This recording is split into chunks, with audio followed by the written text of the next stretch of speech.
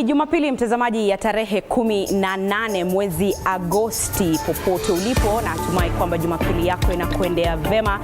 Hujambo na karibu, unatazama taarifa zetu za TV47 Weekend. Wanasema Waswahili kwamba mbiu ya mgambo ikilia bila shaka kuna jambo, na kitambulisho hicho basi ni ishara tosha kwamba taarifa zetu za TV47 Weekend zinang'oa nanga sasa hivi. Tunazo taarifa kemkem kutoka vijijini, vitongojini na hadi mjini. Hali kadhalika, ikiwa ni siku ya Jumapili, kawaida tunacho kitengo chetu cha bingwa wa wiki. Lakini kabla ya yote hayo mtazamaji, tupate vidokezo.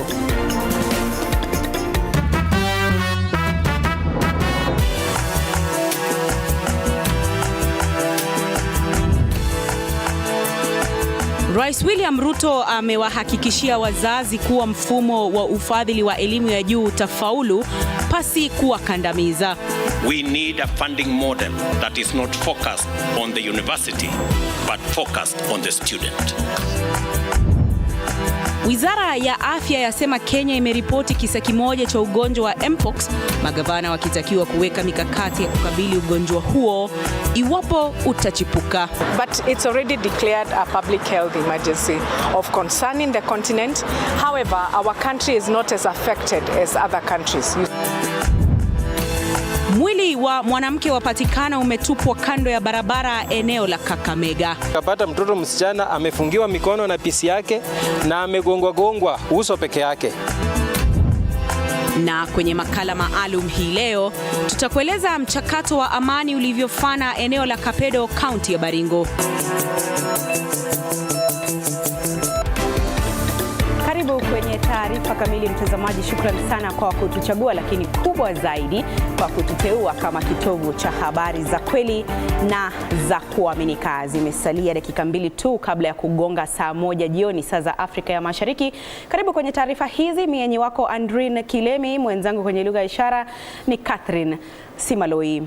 Hofu inazidi kutanda miongoni mwa Wakenya kuhusu msambao wa maradhi ya Mpox, Wizara ya Afya nchini sasa ikizidi kuwahakikishia Wakenya kuwa hali imedhibitiwa na kwamba hapana haja ya wananchi kuhofia usalama wao wa kiafya.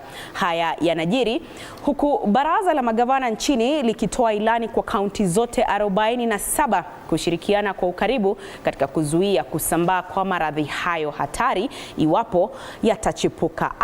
Odida na maelezo zaidi.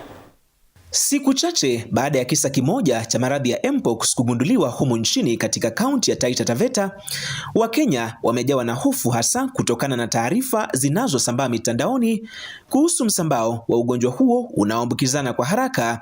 Hata hivyo, leo hii katibu mkuu kwenye Wizara ya Afya ya Umma Mary Muthoni amefutilia mbali hofu inayoripotiwa nchini. We don't have any other confirmed Mpox case unless the one that we talked about, the 42-year-old male. Until when the ministry communicates and states that we have another Mpox case, please let us not start circulating rumors. Let us stop circulating information. If you are suspected, you are not confirmed, you could be having chickenpox or any other disease. Kadhalika, katibu huyo amesema kuwa Wizara ya Afya inashirikiana na kaunti zote 47 katika kuzuia msambao wa maradhi ya Mpox iwapo yatachipuka. Katika kaunti za Kiambu na Kisii, wagonjwa wawili akiwemo msichana mwenye umri wa miaka 21 wanafanyiwa uchunguzi wa kiafya baada ya kuonesha dalili zinazoambatana na maradhi ya Mpox.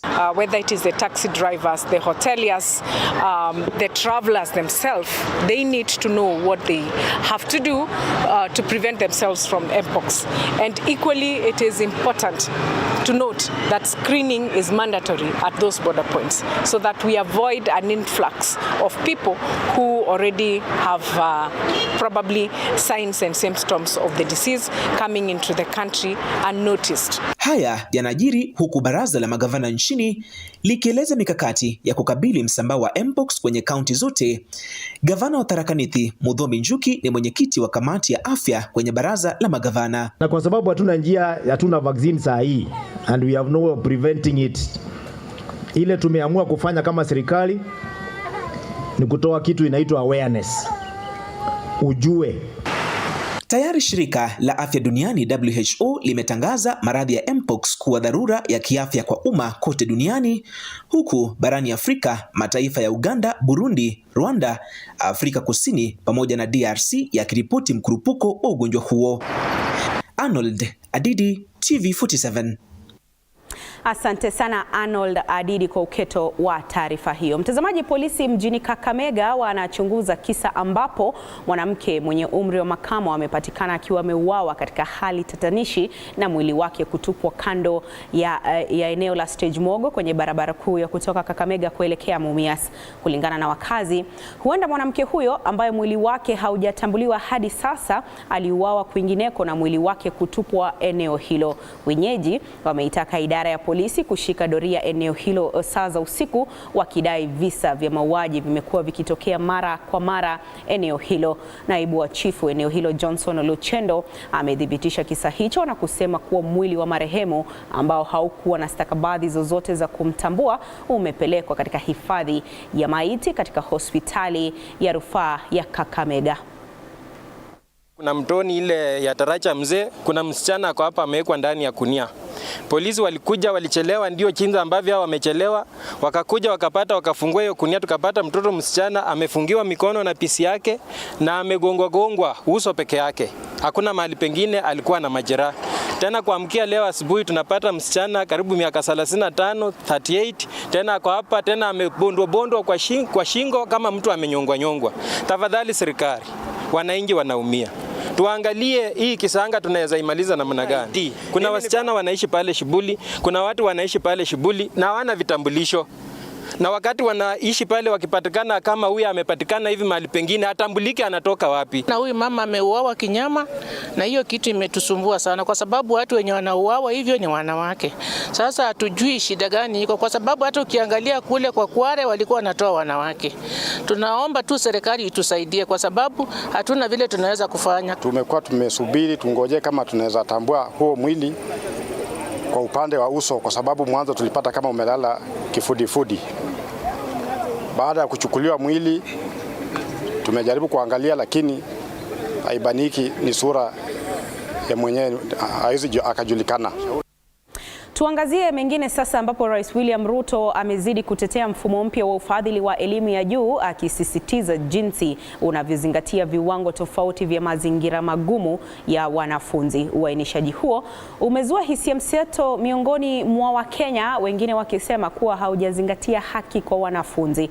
Na kama mwanahabari wetu Mike Kagungu anavyoarifu, ni kwamba kiongozi wa taifa amesema serikali yake iliamua kuwasaidia wanafunzi kutoka familia zenye kipato cha chini ambao aliamini wanapaswa kupigwa jeki na serikali.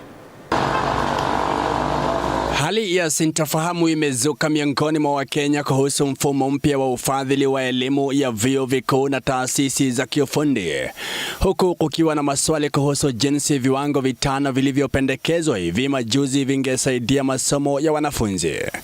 Akizungumza katika chuo kikuu cha Baraton katika kaunti ya Nandi mapema hii leo, Rais William Ruto amesema kuwa taifa linahitaji ufadhili ambao unawapa wanafunzi kipaumbele zaidi ya vyuo vikuu. Funding model that recognizes that there are children from vulnerable families. Mpango mpya wa ufadhili umegawanywa katika viwango vitano kulingana na kiwango cha mapato ya familia. Ustahiki wa mwanafunzi yeyote kupata ufadhili wa masomo unabainishwa na kiasi alichowasilisha kama mapato ya familia yake wakati wa kutuma maombi.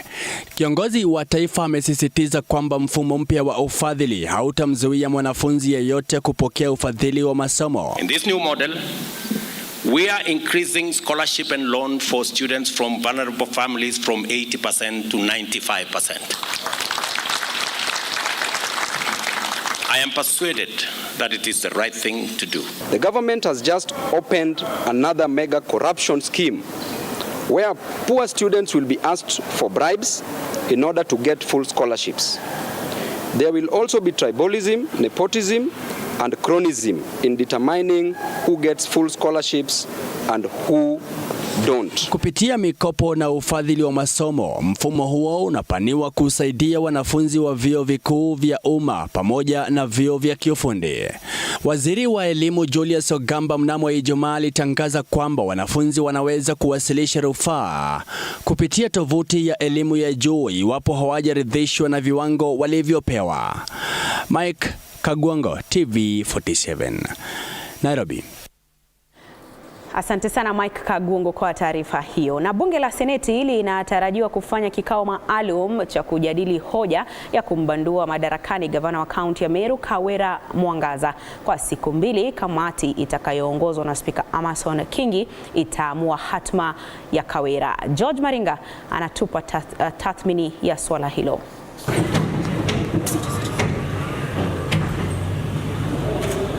Kwa mara nyingine tena, giza limeonekana kutanda kwenye utawala wa Kawira Mwangaza, gavana wa awamu ya 3 katika kaunti ya Meru.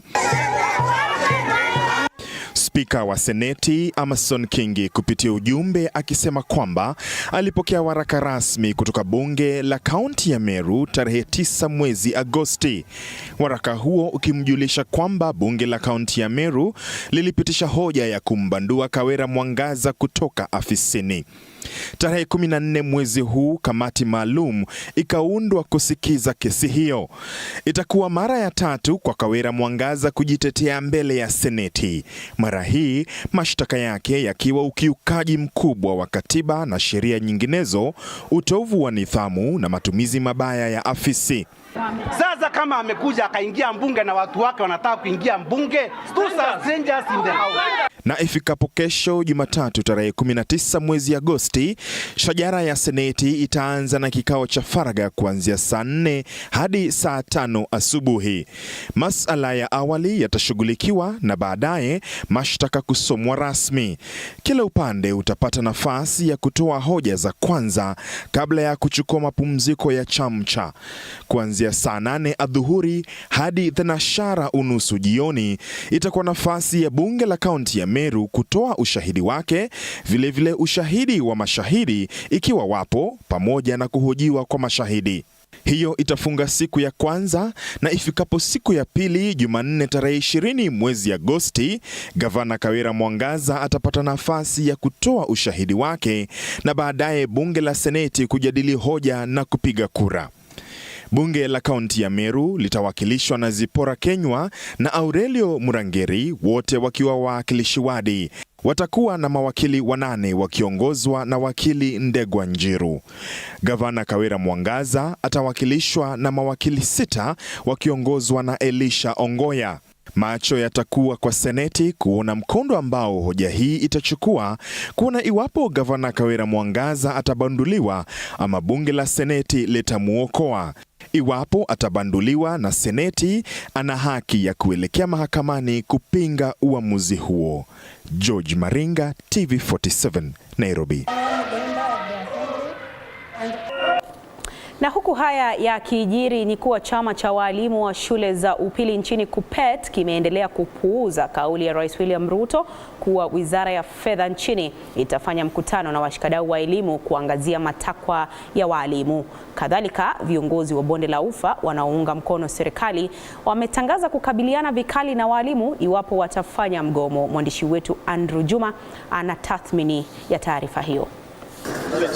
Siku zinavyozidi kusonga ndivyo ufa baina ya miungano ya walimu na serikali inavyozidi kupanuka. Bado mapambano. Mara hii muungano wa KUPPET ukitoa tahadhari ya mapema kwa wazazi na serikali kuhusu mgomo mkubwa zaidi kuwahi kufanyika katika taifa la Kenya.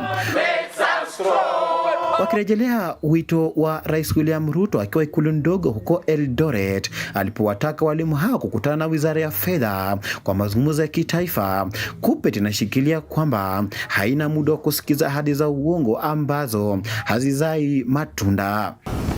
We are not willing to negotiate. We are not going to negotiate with anybody because figures are known and the facts to the CBA are known. So what we need is that at the end of the month, we need that money in the account, and that is what will avert the impending strike in the country. We want the TSC to tell us where it takes the monies that it deducts from the teachers. Yes. And this is going to be told to us. We will march to every corner. TSC and every corner to be told where the teachers' money goes to. Viongozi wa kisiasa kutoka upande wa kaskazini mwa bonde la Ufa haswa eneo la Kerio Valley sasa wanashikilia kwamba ni wakati mwafaka ambao miungano hii ya walimu inafaa kuja pamoja na kuhakikisha kwamba inaweza kuipa serikali ya sasa muda zaidi wa kuweza kuhudumu ili kuhakikisha kwamba matakwa yao yanazingatiwa ipasavyo. So ningeomba tu walimu wenzangu, si kwamba mtanyimwa haki yenu, lakini nimeambiwa minister amekaa ofisi siku 2. Yeye ni mpya. Sasa tukianza na mkomo, sijui mambo itakuwaje. Hata walimu hao wakuwe pia very sensitive. Juzi tu ndio Wakenya walisema tutupilie mbali nini finance bill. Tumetupilia finance bill, sasa hata serikali haiwezi kusanya pesa ya kutosha ya kuweza kulipa ama kuona even agreements ambayo wamefanya. So ningependa kusema kwamba walimu mujaribu kukua watu ambao mko sensitive kwa wakati huu na muachie serikali ijipange kidogo, alafu mkuje baadaye na ile mambo yenu ambayo mnasema sasa mnadai kutoka kwa serikali. Lakini sasa the timing is bad. Wacha watoto warudi shule, wasome na msiongoze vijana hao warudi street. Because hii kitu ilipandwa mbegu mbaya. Pahali wawili wanapopigana, nyasi ndizo huumia. Hivyo basi watahiniwa mtihani wa kitaifa mwaka huu watakuwa na kazi ya ziada zaidi katika kujikaza kisabuni, kwani iwapo mgomo huo utafanyika, huenda masomo yao yakakatizwa. Pahali wawili wanapopigana basi nyasi ndiyo huumia. Tunatumai kwamba serikali na walimu wataweza kuafikiana. Lakini kwingineko ni kwamba muungano wa Azimio unanuiwa kufanya mkutano wa kitaifa wa chama hicho ili kujadili mwelekeo wa muungano huo. Haya yanajiri wakati ambapo chama kimepitia misukosuko ya ndani baada ya mrengo wa Raila Odinga kuonekana kushirikiana na serikali ya Rais William Ruto. Wakiongozwa na kinara wa Wiper Kalonzo Musyoka wamesema watasalia upinzani ili kupigania haki za Wakenya. Viongozi hao walizungumza wakiwa katika kaunti ya Embu. Kilicho wazi ni kwamba sisi tumeamua kusonga mbele na Azimio na vyama tanzo, vyama members wa Azimio, wale ambao wako willing, wale ambao wameamua kuingia kwa serikali pia wako na uhuru. In fact, I remember brothers party DAP wametoa resolution kama hiyo kwamba wanaotaka kuingia kwa serikali wako na uhuru kuingia kwa serikali, lakini sisi tumeamua tutakuwa wapinzani. So what our leader has said that under his leadership we are the opposition, the government in waiting, the alternative to the disaster that we have in government today. And we are clear in our mind as to what needs to be done. Gen Z made it very clear. Na wanaharakati wa haki za watoto nchini wamekashifu mila na tamaduni ambazo zinachangia kuongezeka kwa visa vya mimba za utotoni na dhuluma za kijinsia katika jamii. Tohara za jamii ya Bukusu kutoka Bungoma imetajwa kuwa mojawapo ya kuendeleza visa hivyo. Mwanahabari wetu Wanji Sostin alihudhuria sherehe nyingine ya tohara katika kijiji cha Bwake, eneo bunge la Kabuchai, kaunti ya Bungoma, ili kutathmini namna ambavyo mila kama hiyo inaweza kueneza mimba za utotoni na dhulma za kijinsia. Tazama. Wasichana wadogo wangoje mpaka siku ya kutairisha, wasiende kufuatana na wale wanataka kupewa tohara, na nafikiria tukifanya hivyo mimba ya mapema haitapatikana. Nyimbo saa hii inachangia GBV mingi sana. Ni kauli za wazee kutoka kaunti ya Bungoma wakitaja mila za tohara za Bukusu kuwa miongoni mwa visababishi vya mimba za utotoni na dhulma za kijinsia. Tunakutana na kijana huyo kwenye barabara ya Bwake Hachonge, eneo bunge la Kabuchai, akitoka kwa mjomba wake. Kijana huyu yuko tayari kushiriki sherehe ya Huminya wakati wa usiku. Nyumbani baba anamkaribisha mwanawe. Hapa ni ngoma tu na densi kabla ya kupumzika. Saa 4 jioni sasa ni wakati maalum. Babu amepewa jukumu la kuwapa wajukuu wake mwongozo wa usiku. Kijana huvalishwa sehemu moja ya nyama ya utumbo baada ya kupakwa kinyesi cha ng'ombe. Yote yamefanyika. Sasa ni wakati wa huminya kwa takriban saa 3 kabla ya wavulana hao kuruhusiwa kupumzika. Asubuhi na mapema wakiwa mtoni kabla ya kupakwa matope, husapwa kofi na kupigwa matope kwa kifua. Haya yanachangia vijana kuwa dhabiti na wakakamavu. Lakini je, vitendo kama hivi vinaweza kuchangia kuwa na hulka ya dhuluma za kijinsia? Kulingana na Edward Hayemba, licha ya kuwaruhusu wajukuu wake kupasha tohara kwa njia ya kitamaduni, anasema kuwa imeathiriwa na maisha ya sasa. Mtu akitaka kutairisha mtoto yake, na huyo mtoto tena akitaka kutairi, au ametosha kutairi, au ametosha hata kulinda kwa boma. Licha ya kuwepo juhudi za kuendeleza utamaduni katika jamii ya Bokusu, bado kuna mapengo ambayo yafaa kujazwa ili kuendeleza utamaduni huu. Ubaya wa siku hizi inachangia watoto kupatiana mimba na vijana. Hao ni wengi. Na wewe ni mama, ukitaka kuwashauri wanasema yako ili sisi tulikuanga tunacheza tu na wasichana, lakini hawakuwa wanapata mimba. Lakini wakati huu unapata tu hata mtoto wa ndugu yako amepewa mtoto yako mimba. Hayemba anashtumu vijana kwa kutumia vifaa vyenye njaa kali wakati wa sherehe za usiku, akihoji kuwa matumizi ya fimbo ziliruhusiwa kutumika kuongeza ari kwa wavulana. Ukikamata panga unakuwa unaenda vita. Sio ya kuimbia mtoto. Mtoto anatakiwa uwe na fimbo.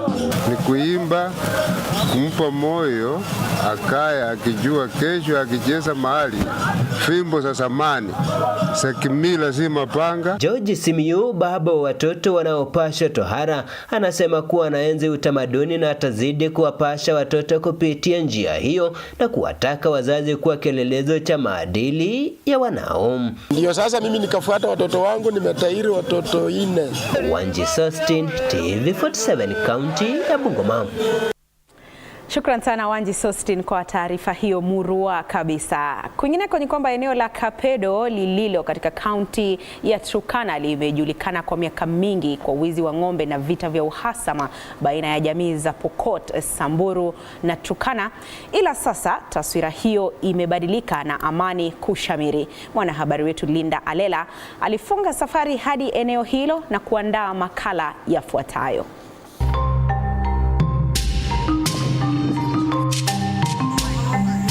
Mwaka wa 2012, takriban askari polisi na askari wa akiba 42 waliuawa wakati wa operesheni ya usalama katika bonde la Suguta ambalo sasa limebandikwa jina Bonde la Mauti. Jimbo hili lipo katika kaunti 2 za Baringo na Turkana ambazo sasa zinafurahia juhudi za amani ambazo zazidi kufua dafu. Wakazi wa Kapedo wamejipata katika giza, wimbi la vita kwa miaka mingi. Wizi wa ng'ombe, vita vya wenyewe kwa wenyewe na ukosefu wa usalama vikitanda. Ila leo hii mambo ni tofauti.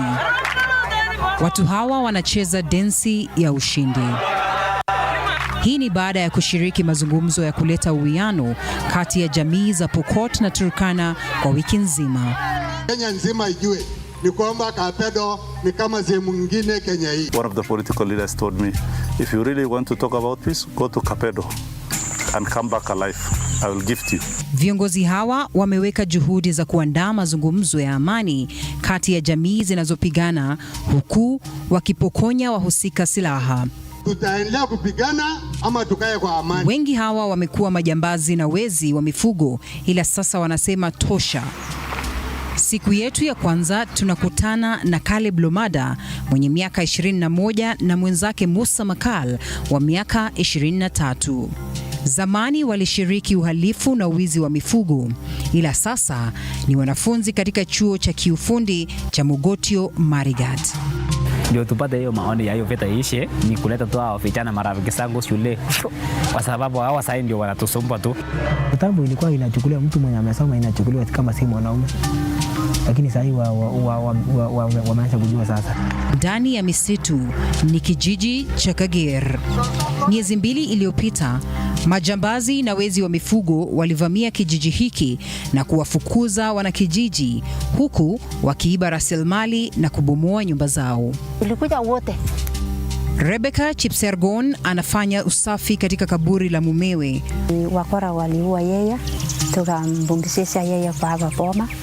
Mume wake aliyekuwa mwalimu mkuu wa shule ya msingi ya Kager, Joseph Kibet, aliuawa kwa shambulizi mnamo Februari tarehe 10 mwaka wa 2024. Wakati mzee alilala, maisha yakakuwa ngumu kwa mimi sababu singeweza kumanage watoto. Tuko na watoto 10 na hiyo watoto 10 yangu 5. Majirani wake wanaishi ndani ya hema za serikali huku wakipokea msaada wa vyakula. Mahema haya yametundikwa kando ya shule ya Kager. Wanafunzi wana imani ya kutimiza ndoto zao. Ni siku ya 3. Leo tunapita daraja la Kapedo na bonde la Suguta kwenda Turkana Mashariki. Ni eneo la kuvutia macho. Tunashiriki maankuli kabla ya wanaume hawa wa Pokot na Turkana kurejea kwenye mazungumzo ya amani. Japo zinanyoshiana vidole vya lawama, jamii hizi zimeapa kupigania amani. So women, they are the ones suffering. Elders, children, women, they are the sufferers. Those who are killing them, they are these youth whom we have invited for this meeting. Hatuwezi sema mchenga ni ya nani ama ni ya nani, kwa sababu sisi zamani wakati tulisaliwa hapa tukapata Wapokot na Waturkana wanaishi pamoja. Afadhali tukue ya amani, hapo sasa mbuzi yakaenda safari moja akula nyasi. Basi tunafunganya kuelekea Baragoi, na tunapofika hapa habari ni kwamba pametokea shambulizi kijijini Ngilai. Asubuhi yake tunakwenda nyumbani kwa mzee Leporke Leshoi, hayupo, ila tunampata mkewe Antonella Leshoi, watoto na mamae. Machozi yao yanadhihirisha kwamba kweli mzee wao alishambuliwa na kunyang'anywa mbuzi 100. Ukilinganisha mtu na mali, nafikiri mwenye thamani ni nani? Ni binadamu.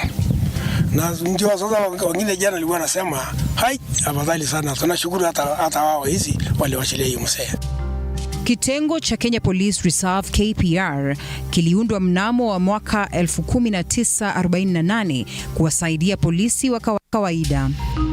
Wanajeshi spesheli waliobandikwa jina la Wajakoya walisaidia pakubwa kuleta amani. Kwa sasa tumekuwa na utulivu, hatujakuwa na any incidents mingi kama vile ilikuwa hapo mbeleni.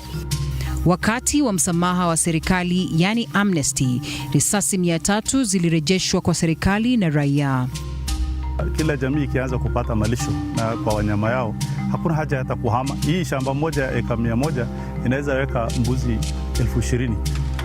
Serikali imethibitisha kuwa ni 10% tu ya ukulima nchini inayoshughulikia vyakula vya mifugo. Dini pia inazingatia juhudi za amani, japo kwa ugumu. Ukaa na wao chini kuongea tuongee, kwa sababu wametuua na wamepeleka mali yetu.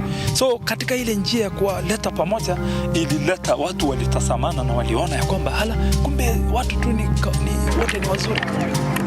Wazee wanapofurahia mchezo wao, watoto nao wakienda shuleni, akina mama nao wakicheza nyimbo zao na kuvua samaki ili kupata chakula.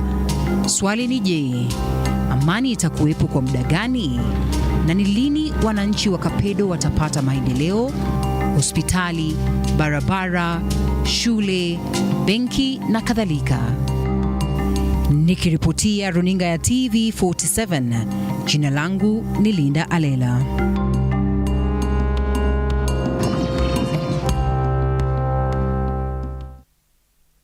Asante sana Linda Alela. Mtazamaji, hicho ni kionjo tu. Taarifa hiyo utakuwa unaipokea kwa mapana na marefu kwenye taarifa zetu za saa 3 jioni ya leo. Hivyo basi salia papo hapo kwa mengi zaidi. Kwa sasa tunadunda viwanjani.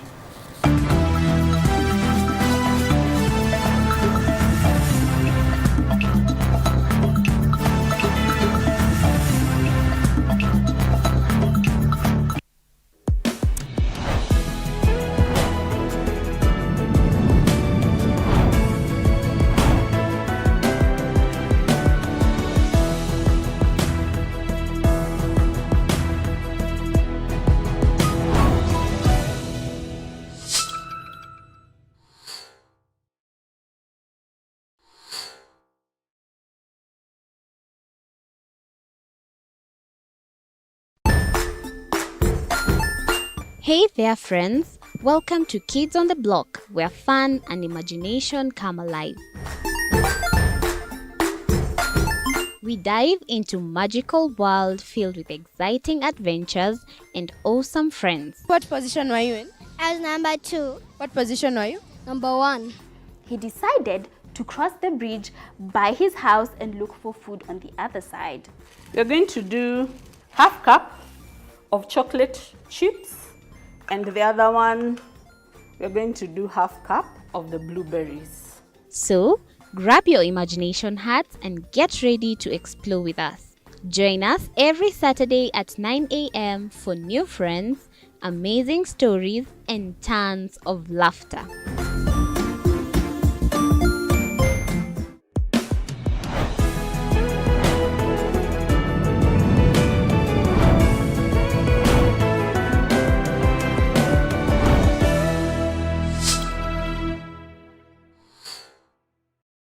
Join us as we explore the journeys of those who defy the odds and break barriers.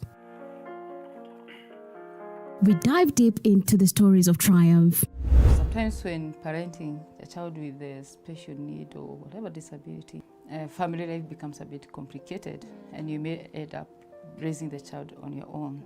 Here, we inspire. I have a farm which one we showcase with other dyslexic youths and autism, how to farm. Motivate. It's never easy, but what we do, the best thing is to work with another parent who has an elder child than yours. And break through the barriers one story at a time. Push your boundaries beyond the limit. Saturdays at 8 p.m.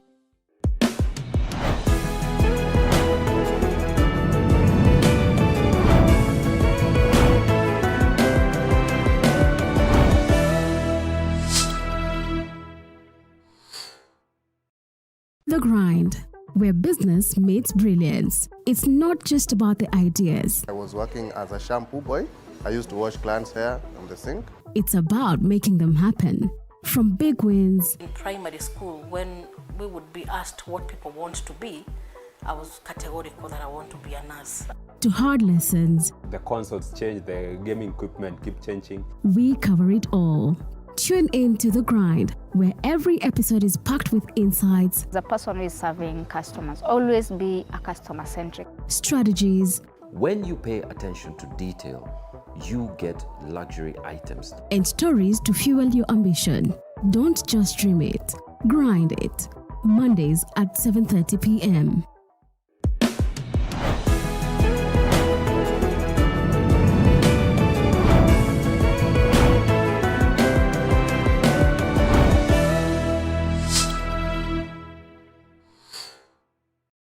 Jiunge nasi tunapoangazia safari za viongozi bora.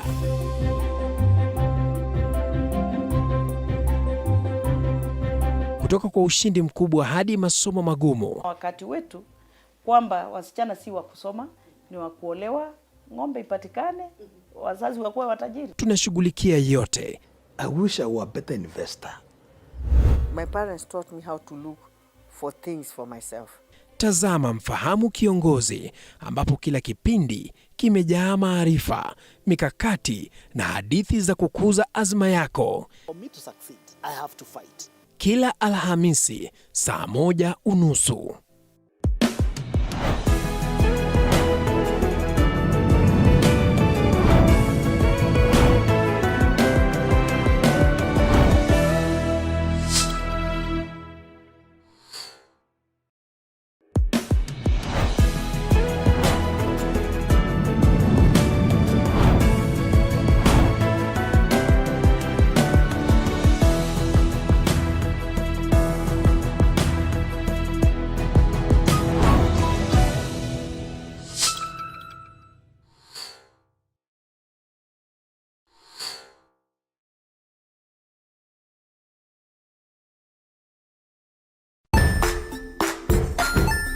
Hey there friends, welcome to Kids on the Block, where fun and imagination come alive.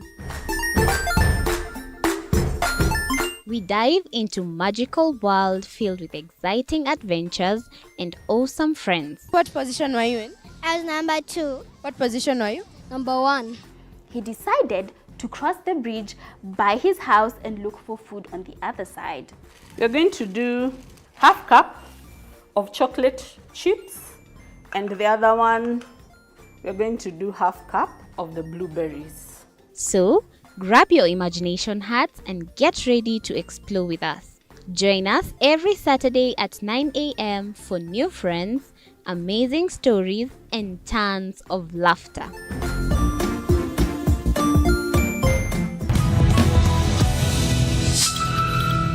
Mtazamaji, wiki hii kwenye kitengo chetu cha bingwa wa wiki tunadunda moja kwa moja hadi katika eneo la Kawangware hapa katika jiji la Nairobi, na ambapo tunakutana naye Adan Kishki, kijana wa umri wa miaka 32 ambaye alikuwa akitekeleza wizi wa mabavu, akakamatwa na maafisa wa polisi na kuhudumu miaka 6 jela.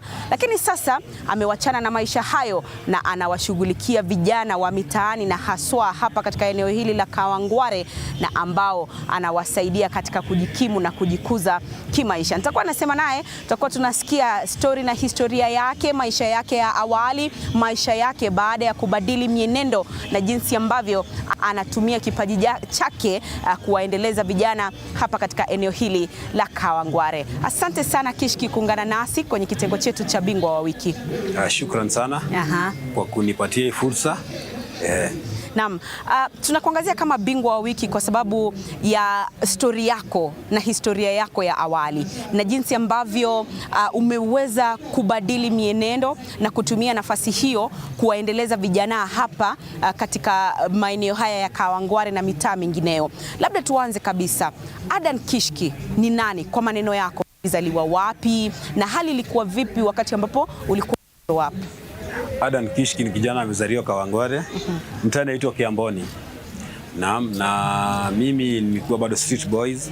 Nilikuwa street boys na niliingia mtaa miaka 7 hapo. Na wakati nilikuwa street boys nikasukuma nikaendelea nikiwa mtu mkubwa. Lakini ile life nikaanza kuingiana na company ambayo inaingiana na uizi. Naam. Na mimi nikakuwa mmoja wale waizi. Kwa hivyo nilianza kuiba na miaka 14. Okay. Yeah. Kwa hivyo unasema uliingia mtaani as a street kid, kama wale vijana wa kurandaranda, watoto wa mitaani ukiwa na umri wa miaka 7. Kipi kwanza ambacho kilikuchochea kuingia mitaani? Familia ilikuwa katika hali gani? Katika hali ya uchochole? Ulilelewa na baba na mama au mama peke yake? Mama alikuwa, baba alikuwa, lakini shida ndio ilikuwa mingi. Na tulikuwa wengi. Kwetu tumezaliwa watoto 8. Okay. Mimi ni wa 7. Kwa hivyo ile hali ya uchochole pale nyumbani ikakuchochea kuingia kwenye street. Sasa pale kwenye street ukapatana na vijana ambao walikuwa wanajihusisha na wizi. Ukaanza wizi ukiwa na umri wa miaka 14. Hali ilikuwa vipi? Tuelezee kazi hii ya wizi, ulikuwa unaifanya vipi? Je, ulikuwa unaogopa ama orientation ilikuwa kidogo step by step? Wizi ni step by step. Kitu ya kwanza unaogopa siku ya kwanza. Lazima uogope siku ya kwanza juu si kitu umezoea. Lakini the more unaingiana nayo, unakubaliana na wewe, unazoea. Okay. Kwa hivyo hali ilikuwa vipi katika shughuli hii yako ya wizi? Ulikuwa unaiba maeneo gani haswa? Labda tu unaweza tu kutuelezea visa ambapo ulitumia nguvu zaidi kuiba ili nawe upate labda chakula. Ya kwanza nikiwa kijana mdogo nilianza na snatching. Kuiba kusnatch simu, unakimbia. Ulikuwa una snatch area gani? Hapa tuseme gari zikipita, unaogoje ule mtu wa mwisho kwa dirisha ya mwisho. Gari kwa Nissan hapo matatu. Unajua ukisnatch hivi na anaongea na dirisha ya mwisho, hawezi kuwa ametoka haka. Sasa unakuwa unaelewa ushapotea. Kwa hivyo lazima upige mahesabu vizuri. Lazima upige hesabu kama mwizi, finishing. Kwa mwizi ndio kitu ya maana. Unaita finishing. Finishing. Unajua unaweza anza kitu una finishing. Wakati tulitoka hapo tukaingia kunyongana. Wizi bado iko na step. Tukaenda kunyongana. Tukatoka hapo, tukaingilia kitu inaitwa namba 2, yani bunduki fake. Ushanaelewa? Kwa hivyo ulianza snatching, ukaingilia sasa bunduki namba 2. Kunyongana. Ndio inaitwa bunduki namba 2. Kunyongana. Kunyongana sasa bila bunduki, bila nini. Tukaona tunaenda tukiget value. The more unaona unafaa ukue stage. Unajua bado kuna waizi aina mingi, kuna wale waizi wakubwa kuwashinda. Na wewe lazima utaki kuwafikia. Tukachukua namba 2, inasondeko na hii kitu ya wamama hii. hii ya kufinya masikio. Inakaa kama bunduki ya kufinya masikio, unajua. Ya kutoboa masikio. Ya kutoboa masikio hiyo ina. Sasa unajua hapa nyuma huku yake inakaa bunduki. So unaiongezea pipe. Ukishaongezea pipe ndio upige saltpeter black, unaona inakaa nini? Inakaa rive. Inakaa bunduki. Shanaelewa. Sasa kabla ujue mali utabai zingine hapo ndio. Kwa hivyo stage ya kwanza ni kusnatch. Ukaanza kusnatch. Then ukaona wacha uadvance, ukaanza kunyonga watu. Alafu pili ukaingia namba 2, sasa ukaanza kuacquire zile bunduki ambazo sasa unaweza ingia M-Pesa, unaweza ingia wapi? Na ukiingia M-Pesa ukiwa na bunduki ambayo inaonekana kama bunduki, wanaogopa. Wanahofia. Kwa hivyo sasa tuelezee wakati ambapo ulienda ukiadvance mpaka ukafika stage ambapo sasa unatumia bunduki ambayo inaonekana ni bunduki ya kweli lakini si kweli. Hali ilikuwa vipi? Kuna wakati ambapo uliwahi kukamatwa au kafumaniwa na maafisa wa polisi? Mimi nilishakamatwa ni moja ya M-Pesa. Tulikuwa vijana 4. Tulikuwa na namba 2 nyingine. Tukaenda hapo, hiyo ikuwa sasa wakati tumedunga watu, sasa tumewadunga. Kudunga sasa ni kufanya nini? Yani kuwashtua. Sasa tushawadunga sasa. Yani tunakuja kuiba, tushatoa ile namba 2 yetu Sasa mimi ndo nilikuwa niingia kwa M-Pesa. Sasa kuna ule anadungana na kuna ule anafaa ingie. Mimi wakati nilifungua nikiingia nikapata watu wangapi? 2, wanaume 2. Wakati nilipata wanaume 2 kulikuwa na laptop na kulikuwa na pesa. Sasa hao wanaume 2 akili yao ikawaambia kitu ni fake. Ilikuwa maeneo gani? Ilikuwa maeneo ya hapa chini panaitwa Kongo. Sasa hao waliona ni fake, wakasema ni fake, wakaambia ni wanaume wana nguvu, si ati nasema mimi ni kijana mdogo. Wanaume wana nguvu bado. Umri wa miaka kama 14. Hapo nilikuwa na sasa nilikuwa na 16. Mimi ndo nilikuwa nafaa niingie na wana nguvu sana wanaume, wakasema ni fake. Na juu sisi tulikuwa tunajua bado ni nini? Ni fake. Sasa hata si bado tunahofia. Ule mwenye alikuwa amedungana wakati nienda kutoka na laptop, akaninyang'anya laptop, akafanya nini? Wakaenda nao. Mimi nikabakia wapi? Na siku nilikuwa nimetoka jela ndogo, nilikuwa nishashikwa kama juzi yake, nimekaa miezi kama 6 bado. Hiyo ni jela ndogo, sasa si jela kubwa. Sasa nilikuwa nimetoka kama kesho yake. Yaani jana yake sasa. Tena kama siku kama 3 ndio nimeingia kwa hiyo scene sasa kufanya. Ikakuwa mimi nimeshikwa, nikaanza kupigwa. Bahati mbaya ama bahati mzuri nikang'ang'ana nikajitoa kabla watu wakuwe wengi. Ushanaelewa? Mungu akanitoa, si mimi, tuseme tu ni Mungu. Sababu kulikuwa na life nyingine inanigoja hapo mbeleni. Na sasa after hii incident ambapo umefumaniwa, watu wameanza kukupiga kidogo, hata ikweni kama mob justice wa kuchome. Manake hapa jijini Nairobi wezi wakati mwingi kabla hata polisi kufika unapata wameumizwa vibaya. Ulidhani kwamba ni wakati mwafaka sasa kwako kuachana na wizi ama uliendelea? Siku hiyo damu ilikuwa moto. Ukiwa kijana mdogo uonagi kama kuna shida. Nikaendelea bado. Kwa hivyo umepigwa lakini unataka tu. Na bado nikatoka hapo nikaenda ingine carnival. Hiyo tu siku nimepigwa. Hiyo siku juu ni kabla wafike watu kama 10 nilikuwa na sasa hiyo ni unajua kijana ana nguvu kidogo nikajitoa tena nikaenda tena ingine. Kwa hivyo wakati huu ukuona the need to live this life? Hapana. Juu hata wengi wamekufa wakituacha bado tunaendelea. Unasikia na neli pigiwa risasi mahali lakini bado unaona hiyo ni siku ya unaendelea na yako. Hebu sasa tuzungumzie baada ya kushikwa miezi 6, umetoka, umekuja, umefanya wizi, umepigwa, umeenda wizi tena. Ni wakati gani sasa ulikamatwa ndio uweze kuserve 6 years na uamue sasa nimewachana na wizi kabisa? Hiyo sasa ni wakati tumeharibu jina kabisa, imeharibika sasa, ni ile imeharibika kabisa sasa. Serikali ikaona huyu mtu hapana, hatuwezi muacha, hata heri tumwekelee kesi ama tumtafie kesi tumpeleke jela. Sasa siku hiyo sasa ndio serikali yote ilipiga ambush Kawangware mzima. Na nilishikwa na mtu anaitwa Sergeant Makoa. Sijui sawa hiyo jina sababu tumekesi na yeye kotini. Alikuwa anaitwa Sergeant Makoa. Sergeant Makoa Wanyonye, I think saini marehemu. I think alikuwa anaitwa jina kama hiyo, Sergeant Makoa. Huo ndio aliweza kunishika. Walikuwa wengi wamepiga ambush njia wako. Sokoni yote wamezunguka. Hapo ndio niliweza kushikwa. Na kwa hivyo ulikuwa umefanya nini ili ushikwe sasa? Nishatekeleza wizi mingi sana. Na kwa hivyo si ati hii siku ulishikwa kwa scene. Sasa ile wameona hapana. Huyu mtu vile amefanya hii Kawangware ni yeye tu. Kila mahali ni yeye tu. Hata wizi kama sio yako ni yeye tu. Yaani inakuwa kuna wakati ulikuwa unaekelewa. Hata yenye sio yako ni wewe sababu wewe umeharibu jina kabisa. Hakukaliki, hakuna amani. Unajua zetu zilikuwa mchana. Mchana. Si usiku. Mwizi wa usiku ni muoga. Kwa hivyo Kishki, ukifanya huu wizi unasema ulikuwa unafanya mchana? Mchana mingi. Na ulikuwa una uoga? Je, ulikuwa unatumia madawa ya kulevya? Ulikuwa soba ukifanya wizi uko soba? Tulikuwa natumia ni pombe. Sio kulikuwa na ina jita Masai, Fenhos, pombe kama utwa. Sasa tulikuwa naziita chocha. Yaani ukikunywa hivi, chang'aa bado tulikuwa natumia saa nyingine, bangi. Na wakati ambapo ulikuwa unafanya wizi huu, unasema baba alikuwepo, mama alikuwepo, ndugu zako alikuwepo, ulikuwa ni mtoto wa mwisho? Wa saba. Mko 8 kwenu, kwa 8. Walikuwa wanasema nini? Baba mama alikuwa anasema nini? Kuna wakati alikuwa anakuita na kuadvise anakuambia uachana na wizi ama ilikuwaje? Ilikuwa tu jichunge, sababu hata yako kwa poverty. Wewe jichunge, tumesikia maneno zako bla bla. Wewe kaa ukijua ni kuba. Unatafutwa na askari bla, unatafutwa na watu fulani, wanalalamika, wanamalamisha. Kwa hivyo hawajai kuambia wacha wizi, wanakuambia tu wewe jichunge. Jichunge juu ni kuba. Unajua sasa wewe ni unajua mama ni mjanja, hawezi kupita direct. Hata kuonesha wewe ni mwizi, anakuonesha jichunge, hiyo anakutumia message. Hiyo maneno unafanya tushajua. Kwa hivyo alikuwa anajua unafanya wizi. Na alikuwa comfortable nayo ama alikuwa hakuwa comfortable? Alikuwa ananiambia hii wizi unafanya wengi wamekufa. Na tumeona mengi. Wewe wenye unafanya ujue dunia inazungukaga, inarudi mahali ulikuwa. Na yenyewe ilizunguka nikashikwa. 6 years. 6 years. Life ilikuwaje pale prison? Ulikuwa wapi Kamiti? Sasa hapo ndo ni realize kuwa wizi hainifaidi. Hapo ndo nikakaa, nilienda romande miaka 3. Nikafungwa miaka 4. Miaka 4. Saa zote zikaingia, nikapewa remission ya ile siku nilishikwa. Jaji alisema siku ile nilishikwa ianzie hapo.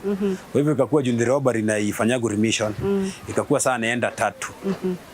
Saa 3 nikienda Nairobi West, nikienda Ruiru, nikienda Medium. Sasa ndio manake sana nilifikisha ngapi? 6. Maisha yalikuwa vipi pale jela? Ilikuwa ngumu.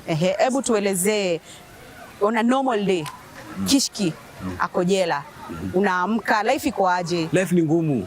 Sana. Sasa speak to someone who is into robbery with violence. Muelezee maisha ya pale jela iko aje? Maisha ya pale jela, kitu ya kwanza hauna freedom. Ile freedom ulikuwa nayo. Ya pili, ulali vile unafaa kulala. Ulikuwa mnalalaje? Lazima kuna kitu itago, yani unalala upanga. Yani unalala na side moja hivi. Kwa sababu mko wengi? Tuko wengi. Jela ijaagi. Ya pili, chakula iko huko, wewe mwenyewe huwezi elewana nao, ni maharagwe na sukuma. Ushanielewa? Ya pili, yani maisha ni ngumu. Ya pili, lazima sasa upatane tena na wengine, tena ikuwe ni vita. Ushanielewa? Jueni kichwa ngumu umepatana na vichwa ngumu wengine. Maisha si rahisi. Kwa hivyo kama ni space mnang'ang'ania, kama ni chakula mnang'ang'ania. Chakula tu mnaenda kwa line vizuri tu, lakini ile chakula umepewa wewe huwezi kutosha. Juu yuko hapo kukula. Uko hapo inaitwa kurekebishwa na haki. Uko hapo kurekebishwa.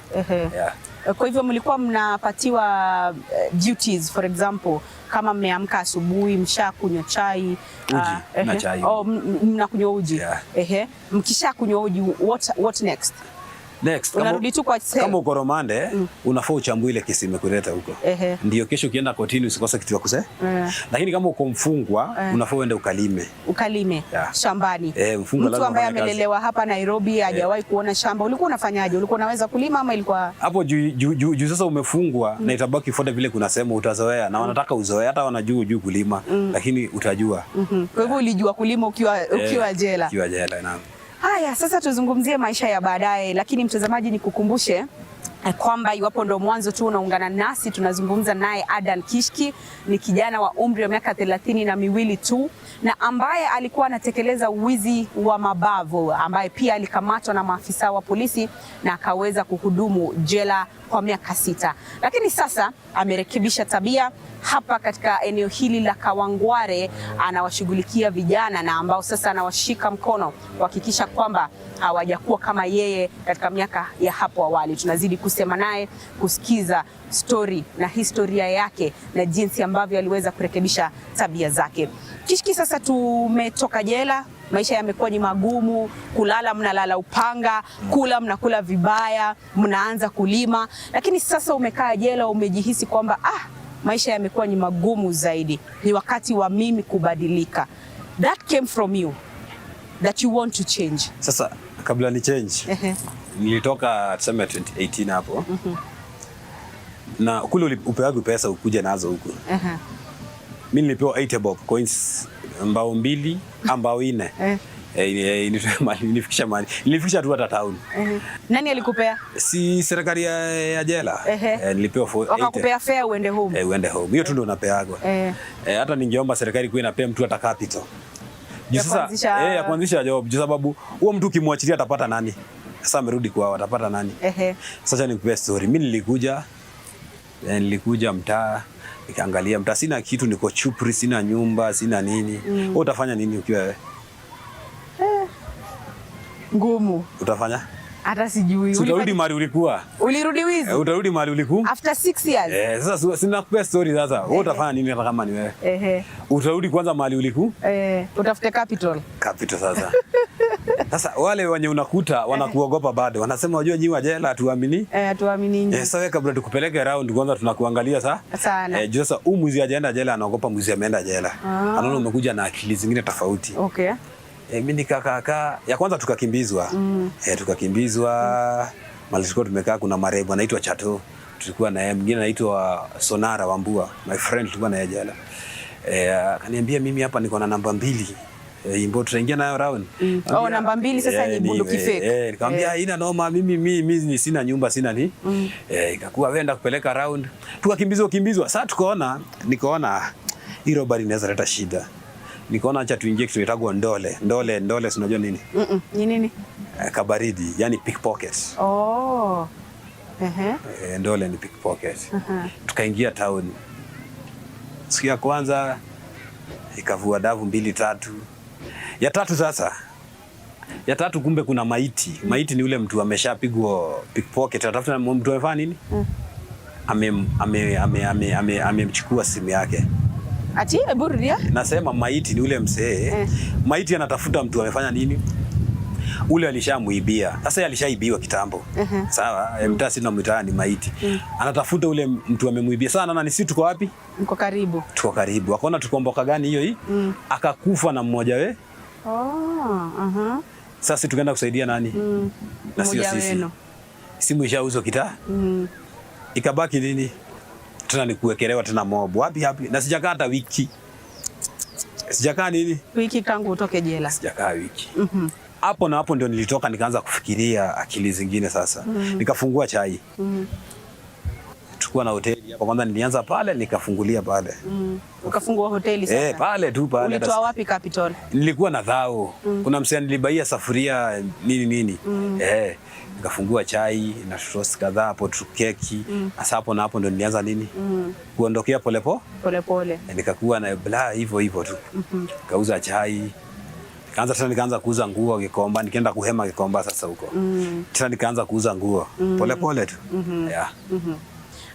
So wakati ambapo ulianza kutransform, of course mtaani kuna wezi wengine na wanajua wewe ulikuwa gondi kama wao.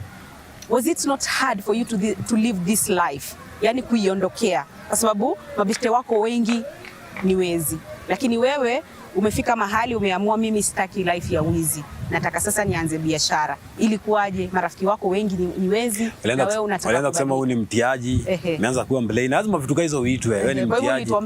Lazima huyu ni mlainer, alibadilika, naenda alikuwa na ibaga. Hata mwingine akanipigia risasi. Nikamwambia mimi ni sawa tu. Hivyo ndio kuko tu. Kwa hivyo ulikushaamua unataka hii life. Sasa ndio nikazindua chama inajiita Team Change. Kureform ndio. Hata nadhani ukiangalia pale kwa ile dirisha pameandikwa Team Change. Ana pale. Kale kanini. Hiyo chama ikakuwa ina maneno mingi, ikakuwa kuna wale wataki kuchange. Juu tumesema ni team change. Na yote ni ya madingo tu. Kuna wale wataki kuchange. Na yenyewe huwezi change bila capital at the end of the day. Sasa hata mimi nilikuwa naomba serikali saa nyingine watafute wale vijana wale wana vikundi, sababu kuna wale wameregister na certificate zao, wawekezee do hapo kwa hizo certificate, kwa hizo nini hizo group zao. Ndio hata kijana kijana daily akakuwa anapata hata kama ni miti 2 ama dhao, hawezi kuwa na chai. Lakini huwezi ambia mtu ache kuchai na ana capital. Kuchai sasa ni kuiba. Huwezi ambia mtu ache kuchai na ana capital. Ataona unampima. Mimi nilikuwa naambia unatupima wewe kishiki. Umeshanielewa? So sasa ukaanzisha organization inaitwa Team Change. Kureform ndio form. Ama ugeuze ukue form. Serikali inaweza kugeuza ukue nini? Juu kuna serikali inatokaga kwa police station. Na ndenga yake kwa amari kijua anaenda kuwa nani. Yaani unakuwa form yake. Yaani kureform ndio form ama ukue form. Yeah. So imekuwa vipi tangu uanzishe hii organization? How many vijana have you been able to work with na ni wangapi wamereform so far? Tulianza polepole, tukaanza nini? Ikakuwa hii, wengine wakajitoa, wengine wakabakia sababu si rahisi. Unajua membership yako ni ngapi sasa? Mbele nilikuwa 60. Mbele nilikuwa 60 na sisi ndio chanzilishi. Sisi yani si ndio tunaigwa. Okay. Umenielewa? Ikakuwa bla bla bla, ikakuwa tumekosana. Nikazindungia ajita resist crime. Yeah. Okay. Sasa mimi nakatana na nini? Wizi si poa. Ushanielewa? Tukazindua hiyo, tukapata mzungu ajita Jonathan Jackson Foundation. Akatuletea tent na viti 50, 100 seat I think, 100 seater na viti chwani. Viti chwani tukaambiwa zizalishe viti zingine chwani. Sawa. Ikakuwa bla bla, tukafanya piga miradi, tukapiga hata hii shule ni sisi tulijenga, watu wetu waliingia kazi ya mjengo hii shule ya KJ. Ikakuwa ni hivyo, sama makazi mingi ni sisi tuletewe, umenielewa? Ya pili tukachukua ile mkokoteni iko pale, kuna yule anauzaga nazo socks nyingine. Umeona? Sasa ikakuwa miradi zimeanza kukaa. Lakini kabla mtu achange, unajua ni anaamua kuchange. Na ya pili akiona mimi nimechange, ndio mimi na ndugu yangu sisi tulikuwa kusema hii area. Sisi ndio tulikuwa kusema, na hata watu wengi wanajua, watu kwa Wangore watakuambia. Sisi ndio tulikuwa kusema. Sasa wakiona mimi nimechange na mimi mwambia masanse ama serikali, kuwa mwizi si kumaliza wizi. Rekebisha mwizi mwingine ule ana upcoming, akiona kama kishki alirekebika, hata mimi sifai kuchai. Ukiwa wanasema mimi nataka kufa kama kishki. Si hata alidedigi hata mimi, lakini ukinirekebisha mimi nikae hivi niko, kuna watu wananiiga mimi. Kama kishki alichange na anakula na analipa nyumba. Hivyo hata mimi nawe unaweza. Hivyo si kuwa mtu. Juu ukiangalia maisha si kama simu. Simu naweza enda nibai kwa duka, lakini maisha siwezi bai.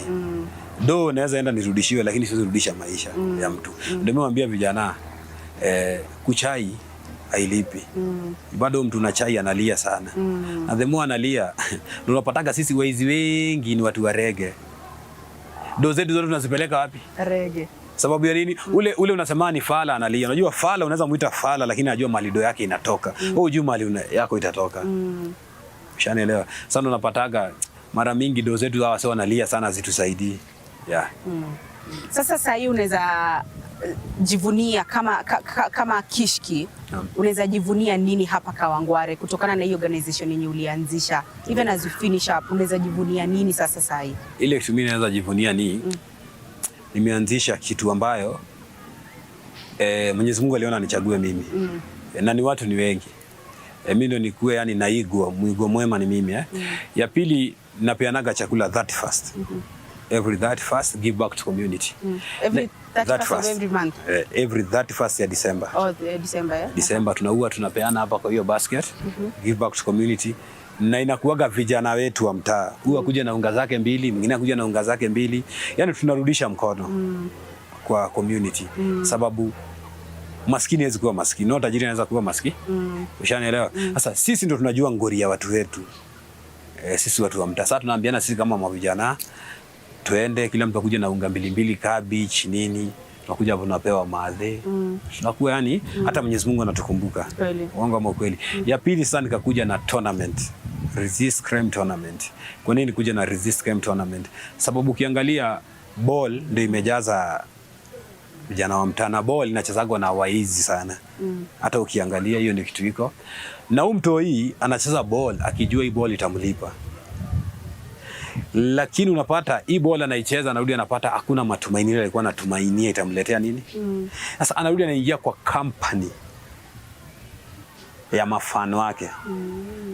Mafano anamwambia do inatafuta kwa hivyo tuingia wapi? Lakini dream yake ilikuwa kuchai, dream yake ilikuwa ball ifanya nini? Na ndio tungeomba hata Federation ya Kenya ishughulike vile itajua vijana wale upcoming wanacheza ball watakuwa nalipwa aje ama maisha yao itakuwa aje. Ndio at least tupunguze uwizi. Juu wizi haiwezi isha. Ni kupunguza inapunguzwa? Inapunguzwa kwa community. Umenielewa? Juu wizi kisha askari atakosa kazi. Atakosa mtu wa kushika. Na sasa ile kitu ni ni wizi punguzwe. Na itapunguzwa kivipi? Vijana wa mtaa. Hata kama ni serikali iangalie nani wana certificate, nani wana nini. Vijana hata watakagi vitu mingi. Ule amesoma apelekwe mahali kwa kusoma, ule ataosha gari awekwe kwa gari. Ule umeshanielewa, yani kweli crime imeweza kupunguka, kila mtu akuwe na doko pori. Sawa sawa, asante sana Kishki kwa kusema nasi wiki hii kama bingwa wetu wa wiki, na kazi nzuri sana ambao unaifanya kuhakikisha kwamba vijana ambao wako hapa mtaani, najua si Kawangware tu bali hata maeneo mengine, basi wanaweza kurekebisha tabia zao. Mtazamaji, amekuwa ni bingwa wetu wa wiki, kijana wa umri wa miaka 32 ambaye alikuwa anafanya wizi wa mabavu, lakini sasa amerekebisha tabia na anafanya kazi na vijana wa mtaa huu wa Kawangware ambao pia wanazidi kurekebisha tabia zao na hali kadhalika kujiendeleza kimaisha. Mie sina la ziada, nitakomea hapo kwa sasa. Juma lijalo sana wakati kama wa leo nitakuwa naungana na bingwa mwingine wa wiki tuweze kusema naye. Nimekuwa wako Andrin Kilemi, kwa heri kwa sasa.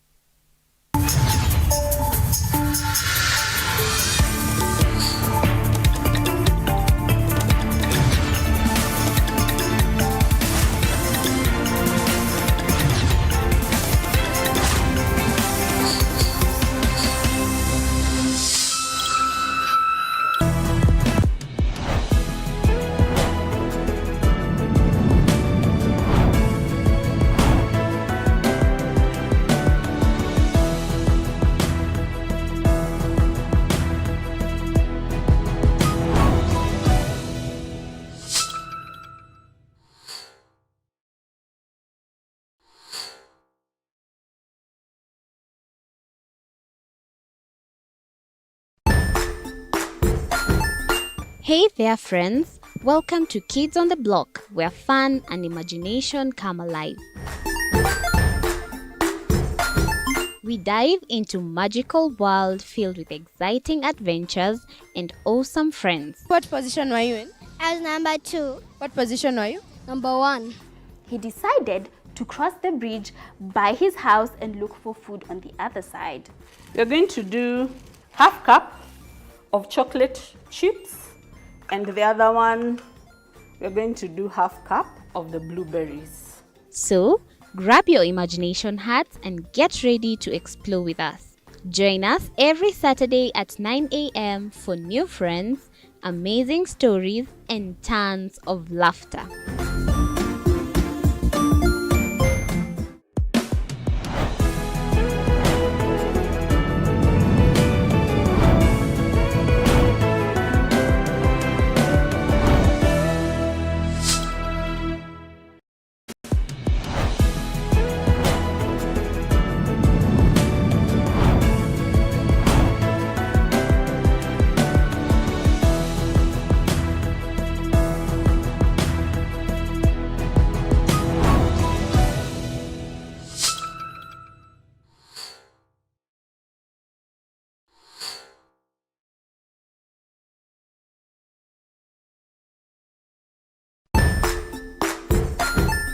Hey there friends, welcome to Kids on the Block, where fun and imagination come alive. We dive into magical world filled with exciting adventures and awesome friends. What position were you in? I was number 2. What position were you? Number 1. He decided to cross the bridge by his house and look for food on the other side. We're going to do half cup of chocolate chips, and the other one, we're going to do half cup of the blueberries. So, grab your imagination hats and get ready to explore with us. Join us every Saturday at 9 a.m. for new friends, amazing stories, and tons of laughter.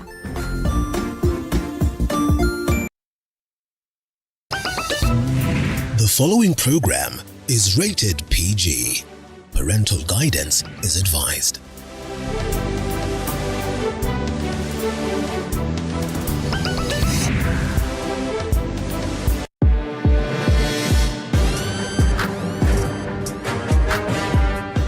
guys, I am size 8 reborn and welcome to another episode of Love in the Wild. Tunakuanga hapa TV47 and leo niko peke yangu. Unajua maisha saa nyingine inaendanga hivyo. Maisha ni hivyo. And I'm sure most of you mnauliza Mama Wambo, ulituambia uli left group. Kwa nini? Na ni wengine wenyu mko na ujinga sana. Ati Mama Wambo ametoka prison kama Vibes Cartel. Wengine walikuwa wanasema Mama Wambo na Kadibi wanasema freedom. Ni wa Kenya nini? Mwingine niliona mimi mwingine ati nimepiga mateke ati sasa amepiga mtu wake mateke. Alafu nimenua hivi makeup yangu ya mateke. You guys. Lakini anyway you made me laugh. So, of course there is an explanation to all that happened. And wengine wenyu wanadhani ni kiki, wengine wenyu wanadhani what happened, what is really going on, and we'll answer all that. Usijali, all that tutaanza leo kwa hii show.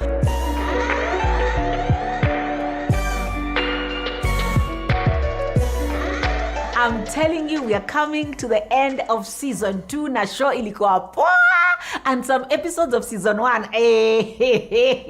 Unajua vitu zingine nilikuwa nacheka kama hii ya Kamene. Girl, I love you, but you almost fell. No! Oh my God. I'm falling. Okay, but was it fun? That was terrifying. I love the Kamene and the husband, and it was DJ Bones. You guys had an amazing show, and everyone got some clips from this show.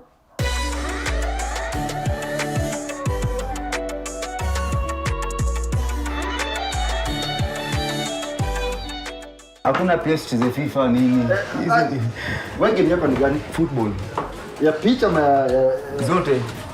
Mimi mtu wa Chelsea in short. Kwa pool najua nilikuwa very sure, but hii tunaenda I'm not sure cause najua si mchezo.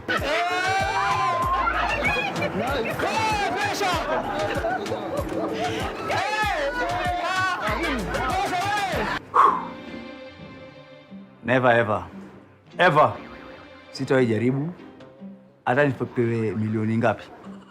Dogo roho yangu ilikuwa shatoka hivi karudi. But the touching part about this episode, DJ Bones and Kamene, wow, it's what Kamene went through and DJ Bones was there for her. You know, sickness in marriage is not an easy thing. It's tough. I couldn't walk. I didn't walk for like 1 month, 2 months. Wow, 2 months bila kuwalk. Babe, I couldn't do anything. Showering? Bones alikuwa ananiogesha. Mwanaume kukuosha? Yeah, but who else was going to do it now? Hey, way.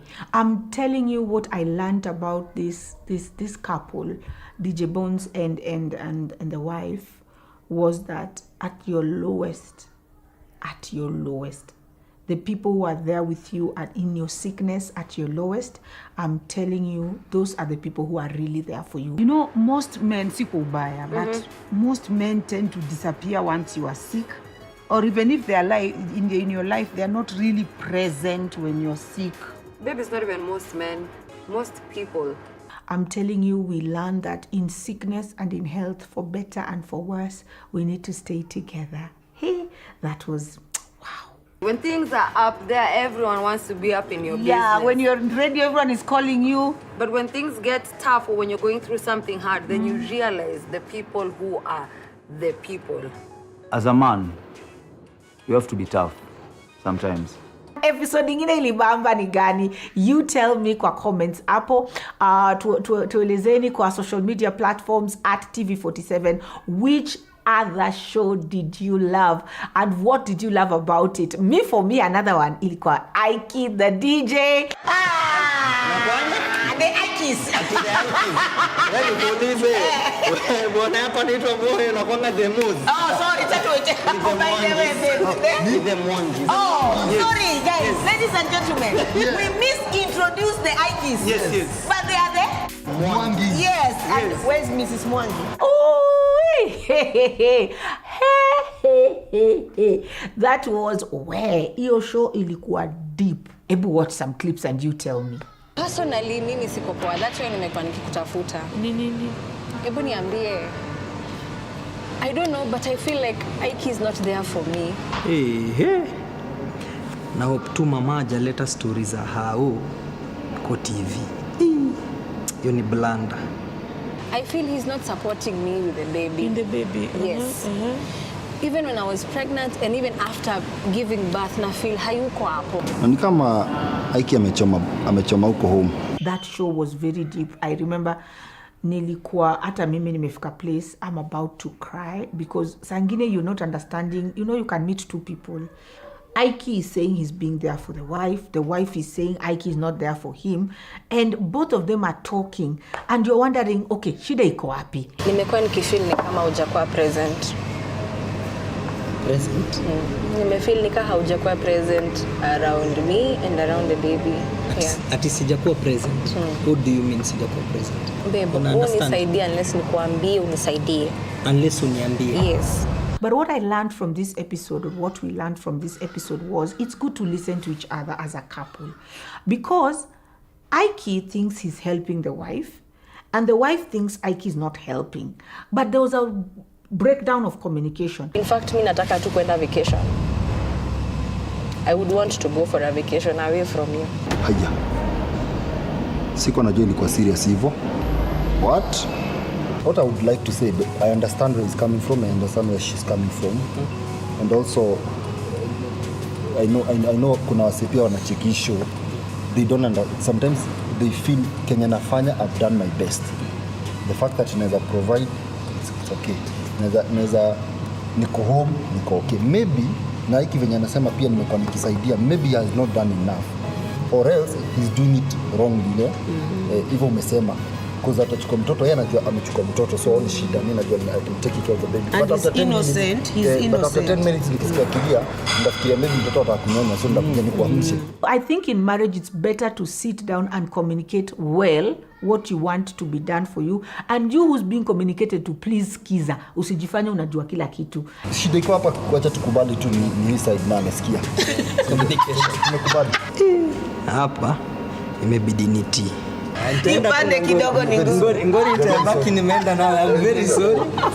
Ndio. Sasa hata amesmile. Samboni.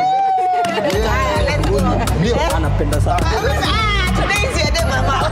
Kuja ka fertilizer hapa. Fertilizer. Hebu ka fertilize. Ka usifertilize ka. Okay, acha tufanye vipi. By the way, now I'm remembering the story of the vasectomy man, yeah? Mnakumbuka how this couple, the guy got a vasectomy and they still had a child.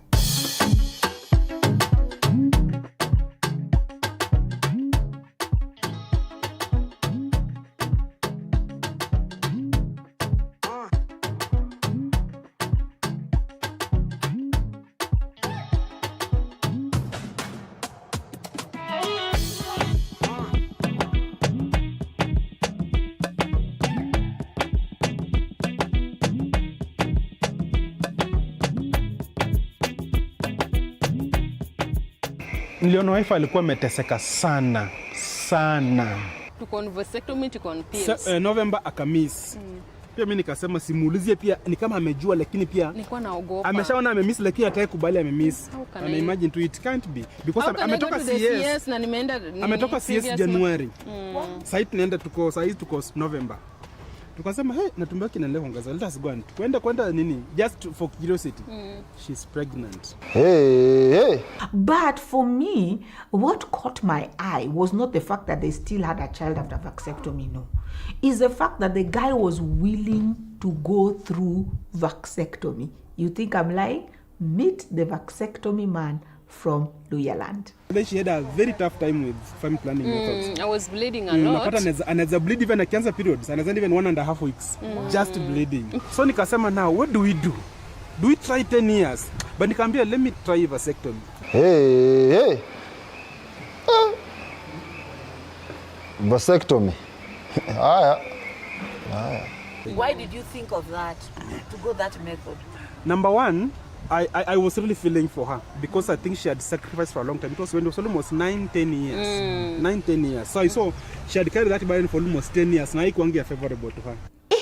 I know, mko shocked kama mimi. Mimi nilikuwa shocked. Mimi sikuwa nadhani mwanaume anaweza taka vasectomy. Kwangu nilijaribu kuongea hiyo story nikakuwa shut, nikaambiwa no.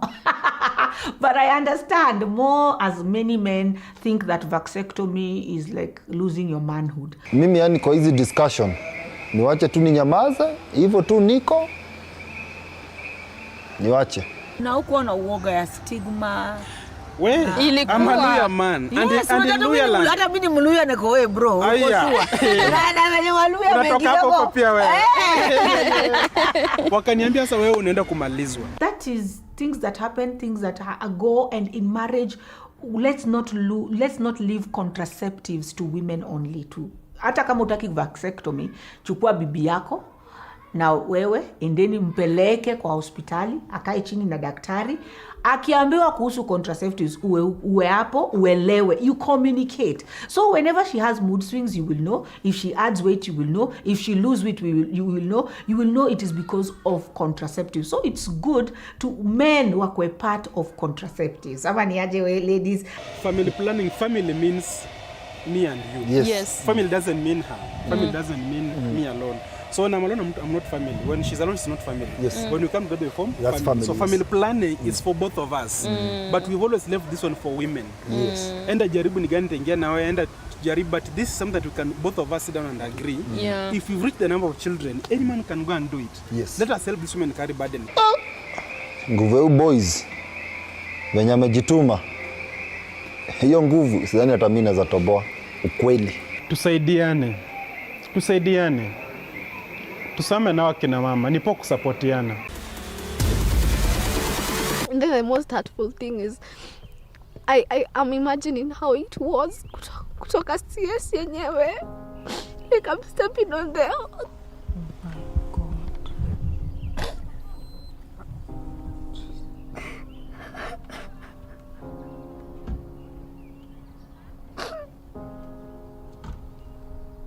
Sorry, Mahin. Sorry.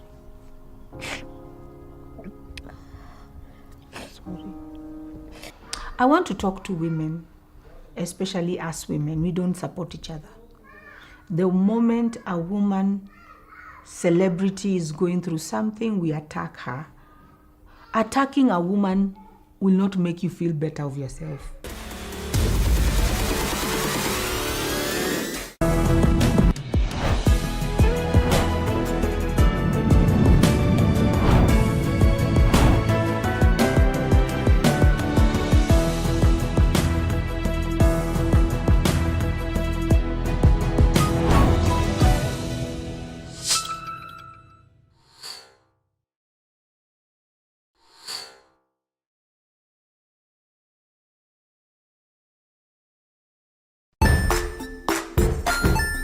Hey there friends, welcome to Kids on the Block, where fun and imagination come alive.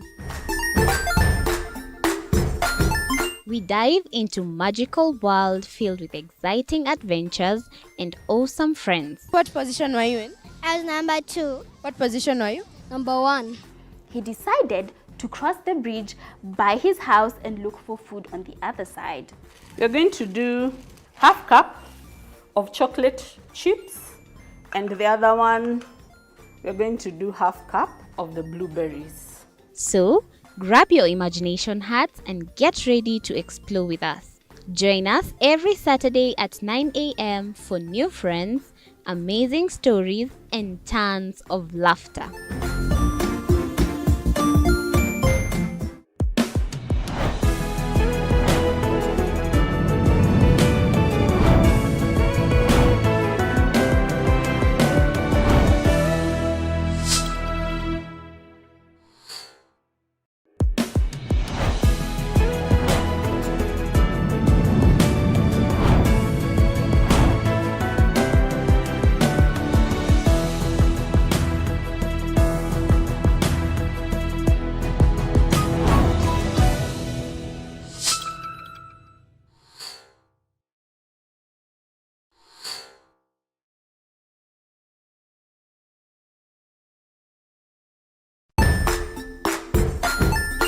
Hey there, friends. Welcome to Kids on the Block, where fun and imagination come alive.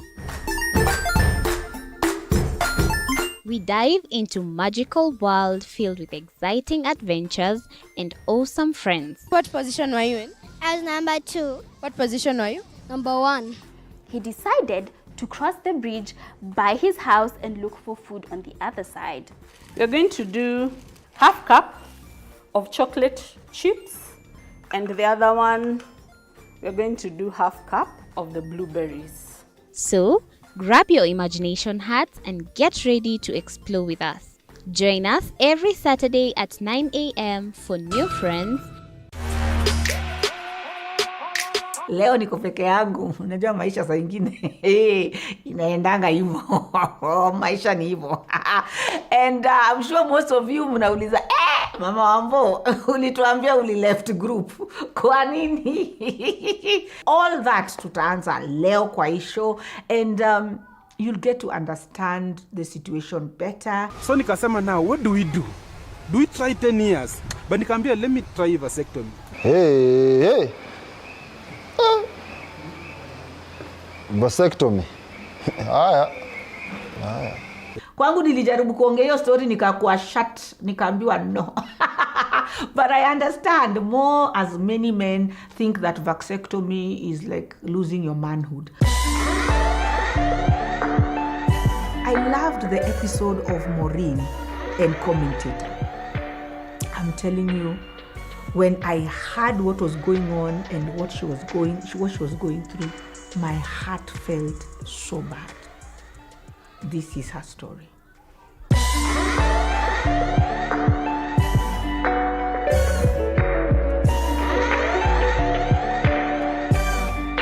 Buddha, you are a failure. Nani failure? Ngoja. I thought ni peke yangu nimepitia whatever I'm going through. Actually, after I deliver, alipata trolls mingi kwa mtandao. Okay. Hizo zilikuwa mostly ni za mbona alienda C-section na hakuenda normal. Kulikuwa na sana. Kuna kwa option? Na ulitaka kuuliza wase kuna kwa option. Because I think C-section saa zingine inaweza kuwa doctor amekwambia. Hiyo yetu kwanza ilikuwa ni recommended. Sasa mtu akiuliza kitu kama hiyo atanashangaa sana. I've just delivered, nimetoka tu hosi immediately. The first pic babe alipiga akapost, and then women were there. Kwani akona boli ingine, kwani ujaza. History ya body shaming ni wrong. Hata tulitoa song mimi na wapendwa. Inakuashia nini? Inakusumbua nini? Mimi ukikuja kwa comments zangu niambie venye niko na tumbo ni yangu na unipeangi chakula. Okay? So we need to encourage one another as women and love each other as women. Whether uko na tumbo ama hauna, it doesn't mean you're better off na mwenye hana.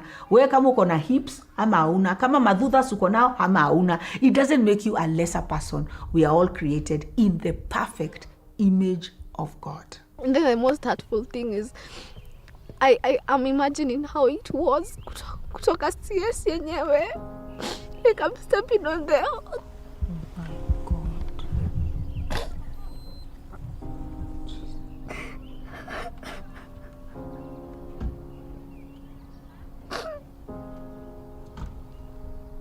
Sorry, Maureen. Sorry.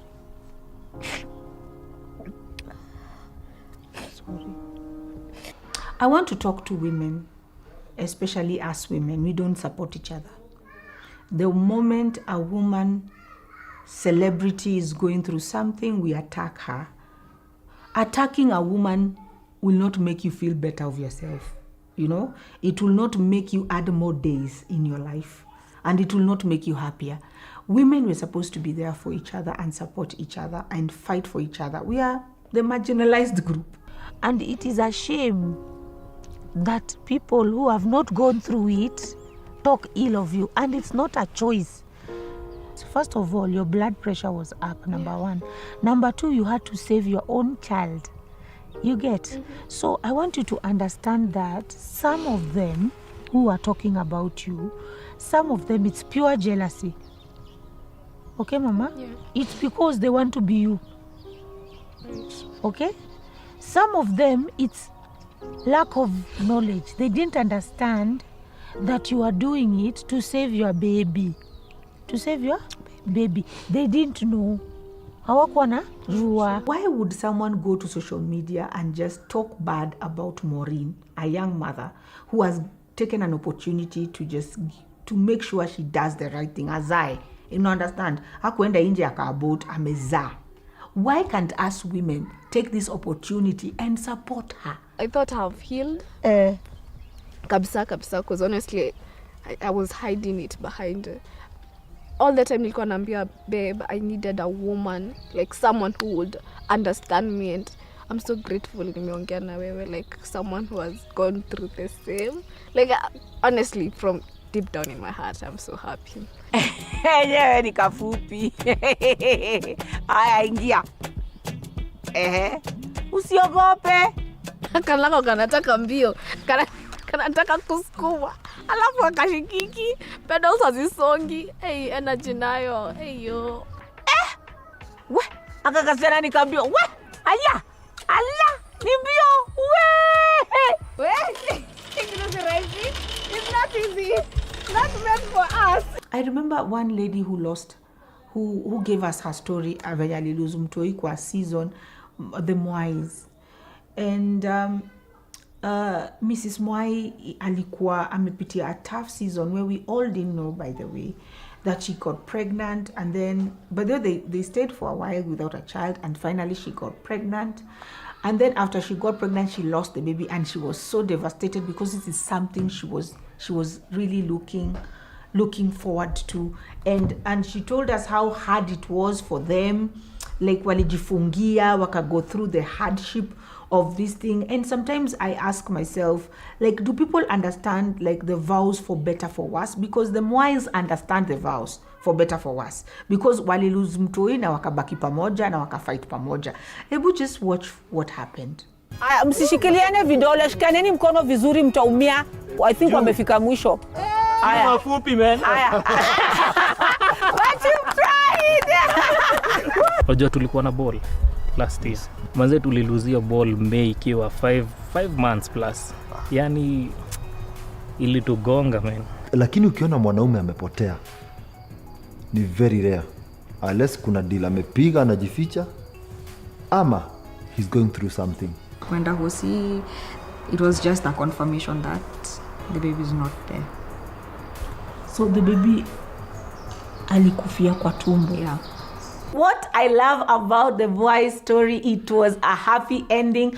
God restored them with another baby, and now we need to believe in the ministry of restoration, where God can restore. Lakini acha nikuibia ka series, juu kama kamekuja tena. Yeah. Yeah. Ukituona hivi, you have confirmed. Hata hivi, Whoa. What? Glory to God. Bro. Kama mtanda. Yeah.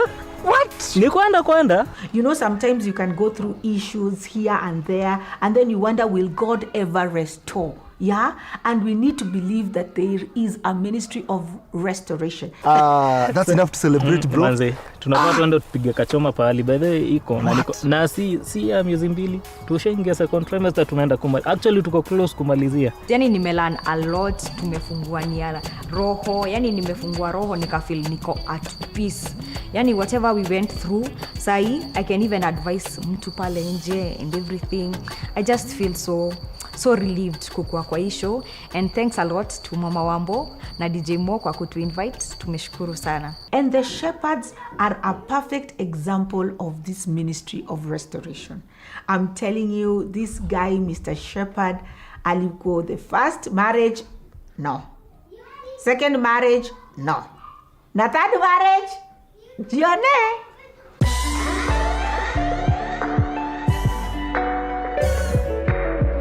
Wife ndio huyo. Nadunda mpaka macho imeangalia. Ile kupiga nimepiga hizo manini mataya. The second time we met, He told me straightforward. I was there 2 times and I have 2 kids that I take care of and I must take care of. So I had a choice of saying no. Yeah. I had a choice. He was open to you. He was so open. So I had a choice. So he was of open saying, for the first day. Yes, the second time before we moved in, aliniambia, will you be able to allow me to take care of the kids? And I was like, it's okay, so long as there's transparency, so long as there's loyalty in that family, so long as you take care of those kids, I am okay. Hey, Shepherd, lakini pia uko roju. First, second, third. Na bado ukasema acha nijaribu the third time. Umeskumana mambo, so you're like, this is the last one. It's my last shot. If it doesn't work, then I give up. Like stuck ingine, you know, you've tried the first one, the second one. So I'm like, she's coming in and namwambia, acha nikwambie tu babe. This is what I want and this is how I want it. Kama hii kitu haita work, just tell me. But bro, uko na wife na half. There's a spark I felt with him that I never felt somewhere else. And I was like, I want to try this. I would risk to leave the other person to try this. Those that are hoping for marriage, unaona yako, maybe you don't have a chance. You tried it and it didn't work. And then you're like, will it ever work? God is a God of second chances. So you can never know that God can give you a second chance and you can get there. Even in your 50s. Wamama wa 50, usiambue kitu na mtu. Kaniuliza kama ana date. Kaambia Oh, you had a boyfriend? Yes. Ulikuwa kabaya. Alininyang'anya. Yaani alininyang'anya kwa mtu. So I was dating, kaambia yes. Akaniambia yeye akaniambia her date but anataka kusettle.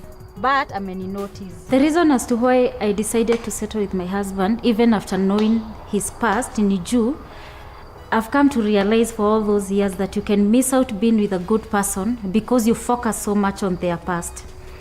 And considering that mtu amekuwa heartbroken for a few times, once or twice, it does not mean that this person is bad.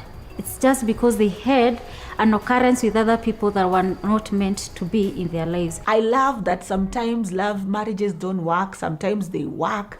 That is the beauty of life. Hiyo siku ulisikia tulihama pamoja, hatukuwa na furnitures, hatukuwa na anything. Tulikalia basins for a whole year. Siniwania. Basins, kila mtu basin. Kila mtu basin yake. Na love iko juu. Love saa hizo mapenzi iko juu. Kwanza namkalia kwa hiyo basin tunaimonda.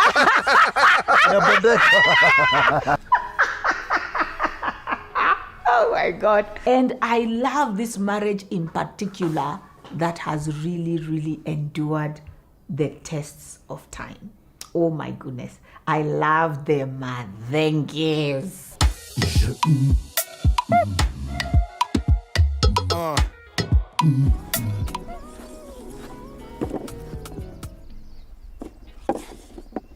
Wait, Goja. Why? She got it. What can I say? I am a genius. This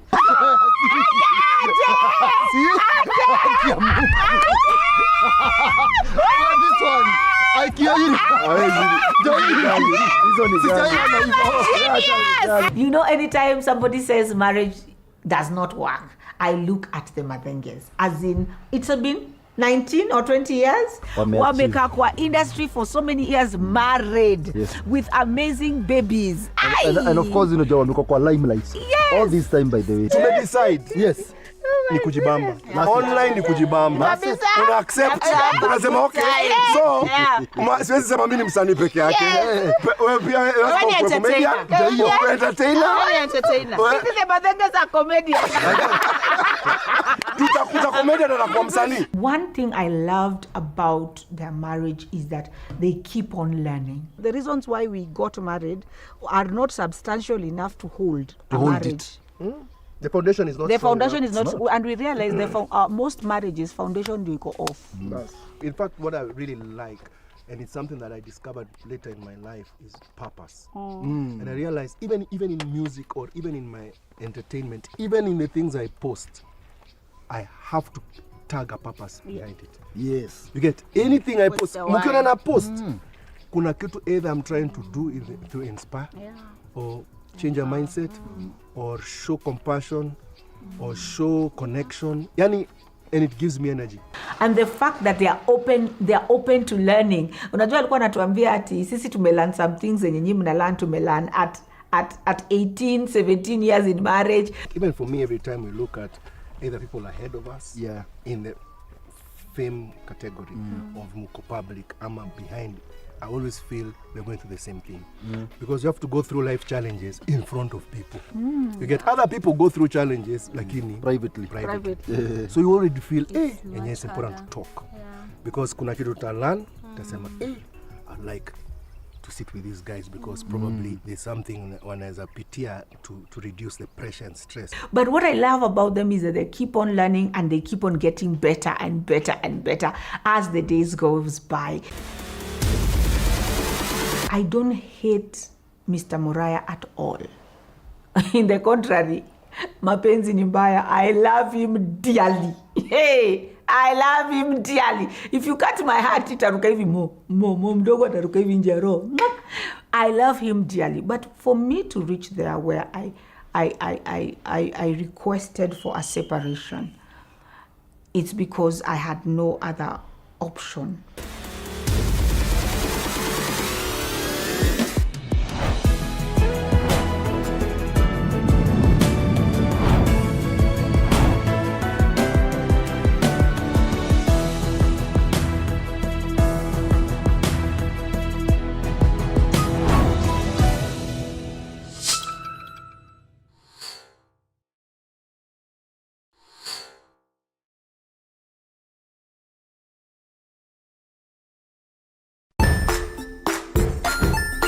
Hey there friends, welcome to Kids on the Block, where fun and imagination come alive.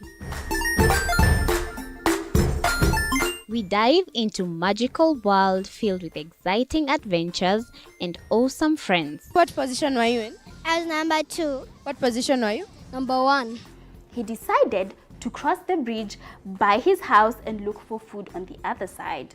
We're going to do half cup of chocolate chips, and the other one, we're going to do half cup of the blueberries. So, grab your imagination hats and get ready to explore with us. Join us every Saturday at 9 a.m. for new friends, amazing stories, and tons of laughter.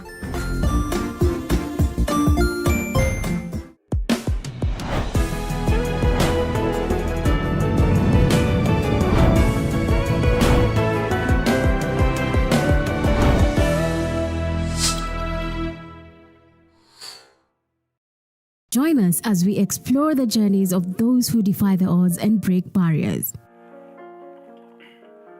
We dive deep into the stories of triumph. Sometimes when parenting a child with a special need or whatever disability, family life becomes a bit complicated and you may end up raising the child on your own.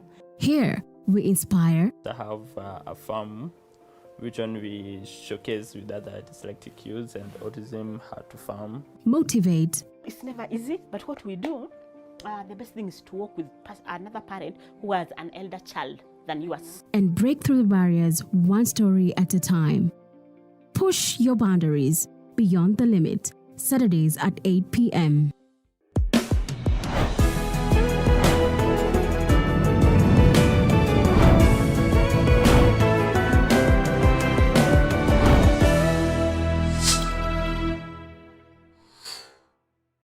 The Grind, where business meets brilliance. It's not just about the ideas. I was working as a shampoo boy.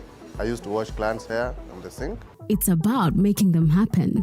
From big wins. In primary school, when we would be asked what people want to be, I was categorical that I want to be a nurse. To hard lessons. The consoles change, the gaming equipment keep changing. We cover it all.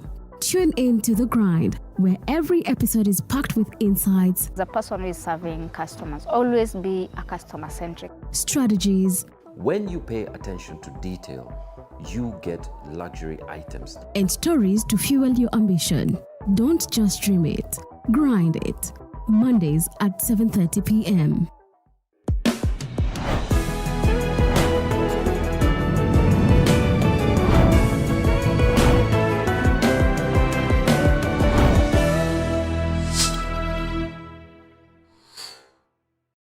Jiunge nasi tunapoangazia safari za viongozi bora.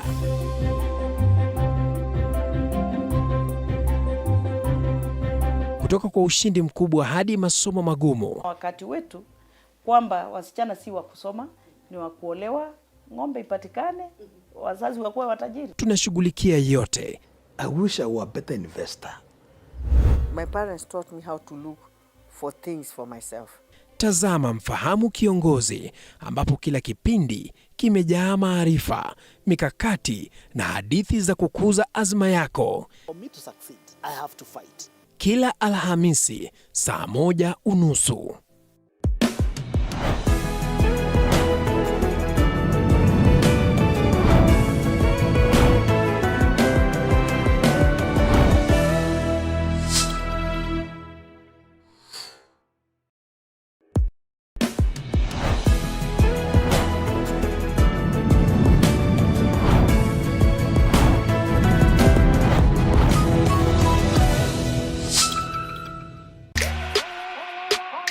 I'm telling you, this guy, Mr. Shepherd, alikuwa the first marriage, no.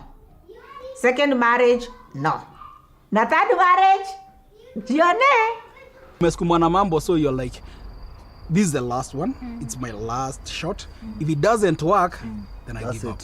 Like stuck ingine, you know, you've tried the first one, the second one. So I'm like, she's coming in and namwambia, acha nikwambie tu babe. This is what I want, and this is how I want it. Kama hii kitu haita work, just tell me.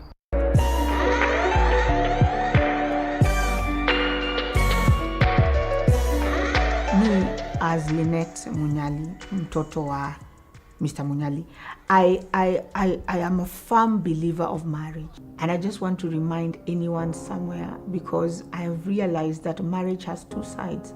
There are people in it and there are people outside it. The people who are in it and left, I want to talk to you today. There are women I've met in these 3 weeks.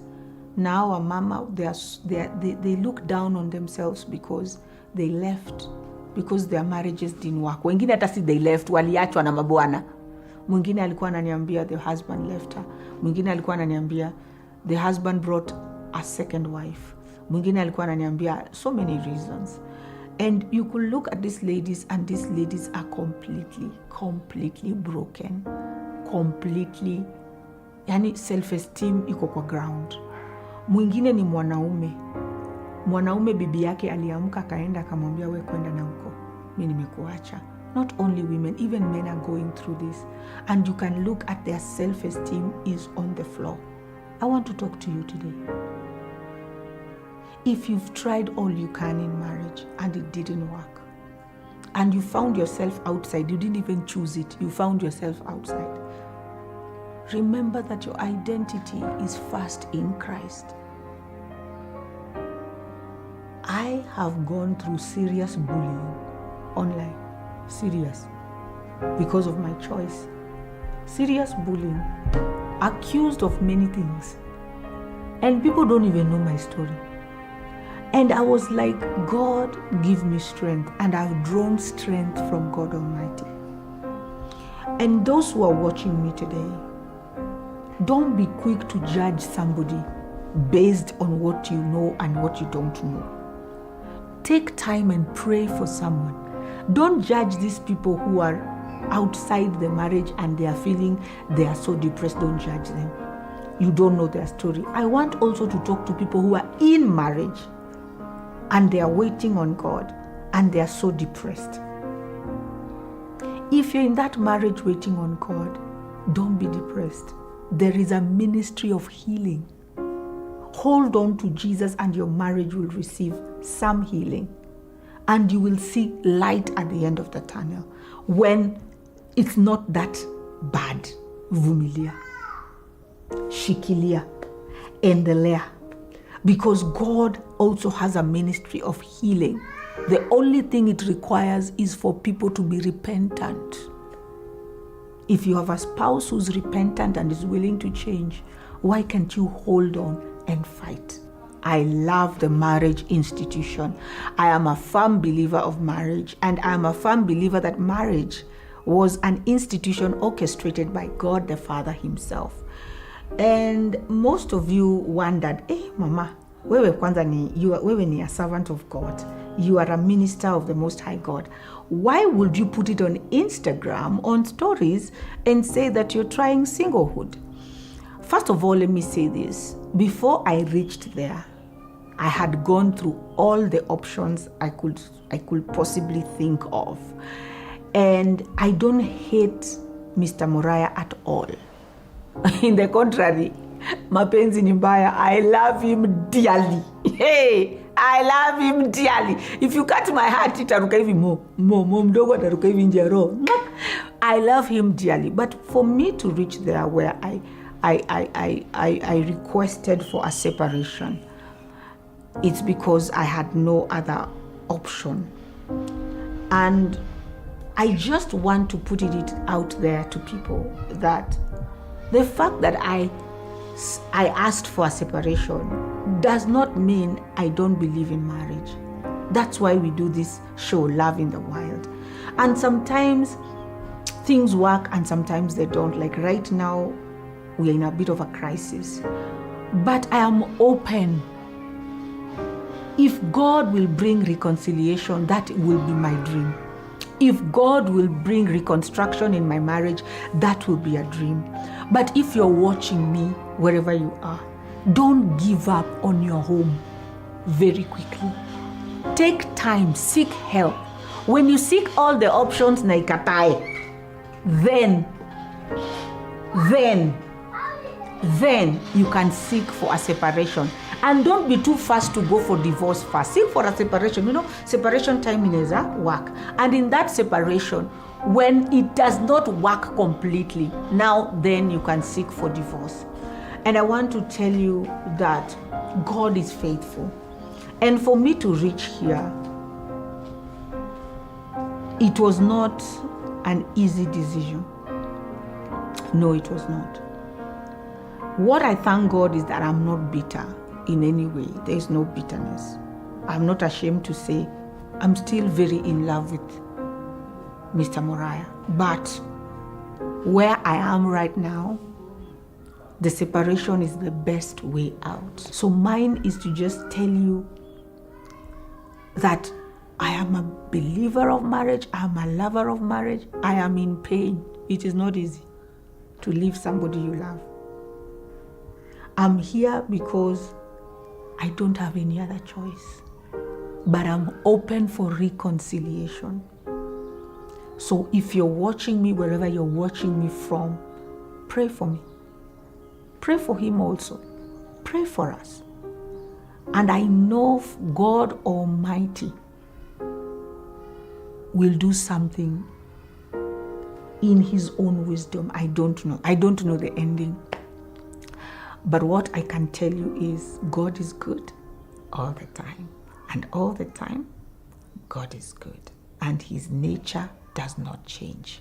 Whether your marriage is working, whether it's not working, God remains to be God and is seated on the throne. This business of people always saying, why is my spouse doing this? Why is my spouse doing that? God, I blame you. I blame you, God. I blame you. God never chose your spouse for you. You chose your spouse for yourself. So don't blame God and run away from God and stop praying just because your marriage is not working. That is the time to run to God and be closer to God like nothing else. I love you and God bless you. We value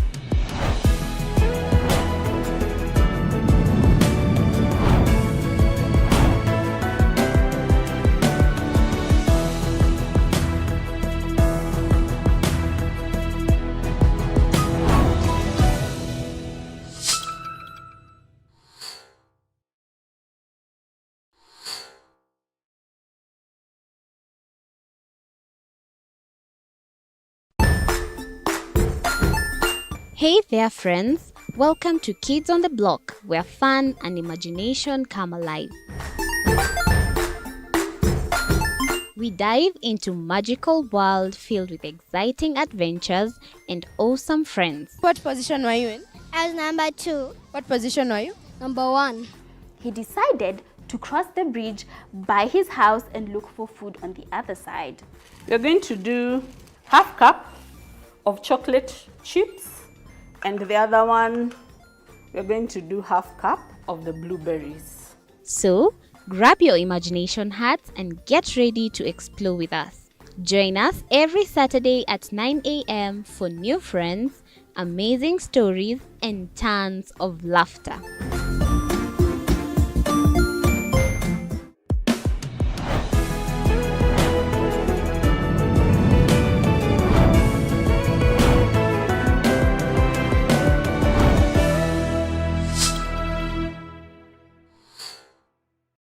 Join us as we explore the journeys of those who defy the odds and break barriers.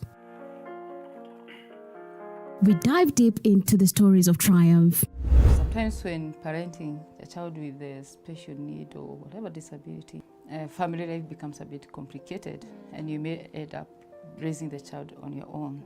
Here, we inspire. I have a farm which one we showcase with other dyslexic kids and autism, how to farm. Motivate. It's never easy, but what we do, the best thing is to work with another parent who has an elder child than yours. And break through the barriers one story at a time. Push your boundaries beyond the limit. Saturdays at 8 p.m.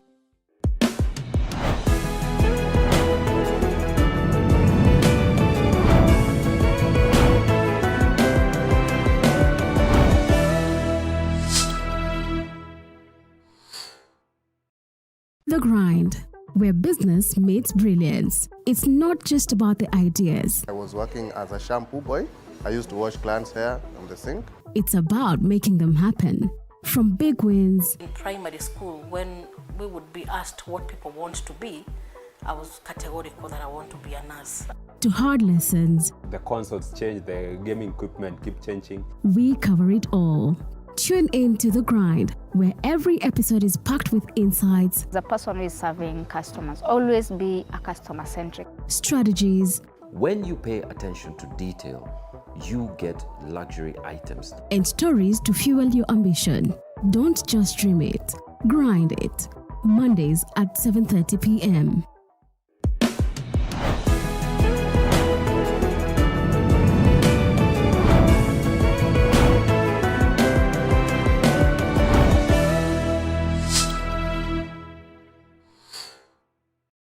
Jiunge nasi tunapoangazia safari za viongozi bora.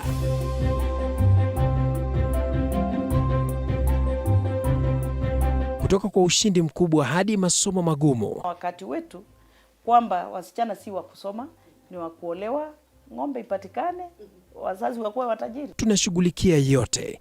I wish I were a better investor. My parents taught me how to look for things for myself. Tazama Mfahamu Kiongozi, ambapo kila kipindi kimejaa maarifa, mikakati na hadithi za kukuza azma yako. For me to succeed, I have to fight. Kila Alhamisi saa 1:30.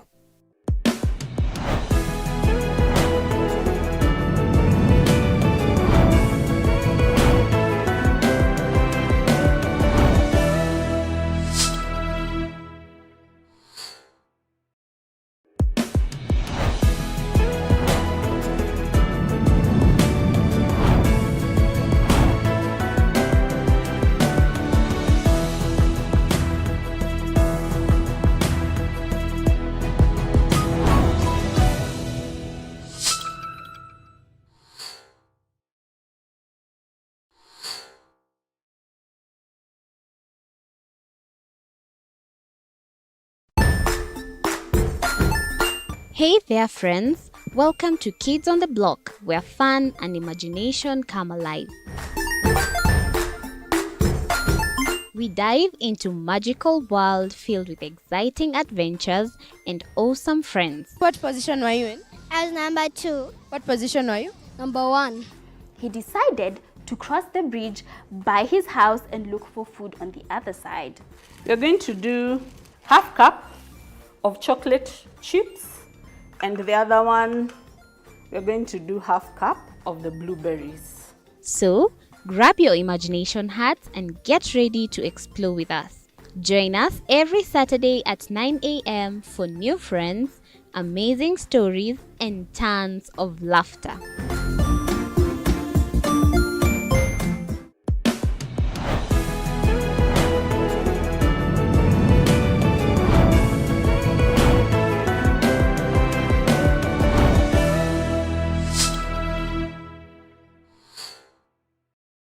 Join us as we explore the journeys of those who defy the odds and break barriers.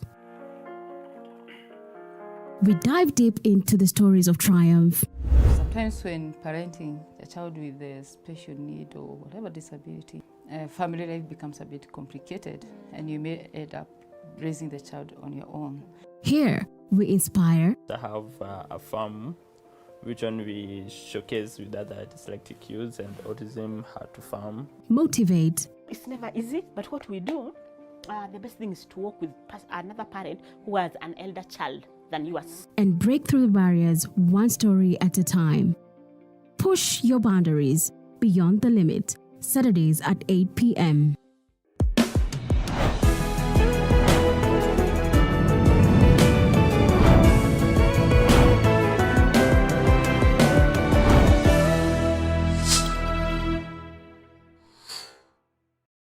The Grind, where business meets brilliance. It's not just about the ideas. I was working as a shampoo boy.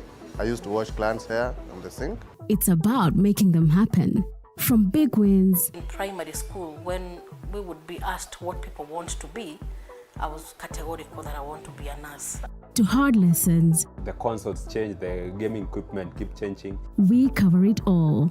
Tune in to The Grind, where every episode is packed with insights. The person who is serving customers, always be a customer-centric. Strategies. When you pay attention to detail, you get luxury items. And stories to fuel your ambition. Don't just dream it, grind it. Mondays at 7:30 p.m.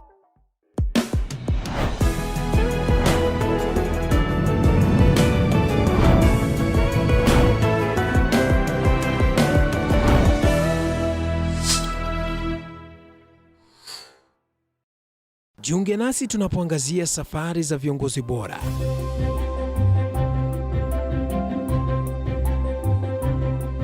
Kutoka kwa ushindi mkubwa hadi masomo magumu. Wakati wetu kwamba wasichana si wa kusoma, ni wa kuolewa, ng'ombe ipatikane, wazazi wakuwe watajiri. Tunashughulikia yote.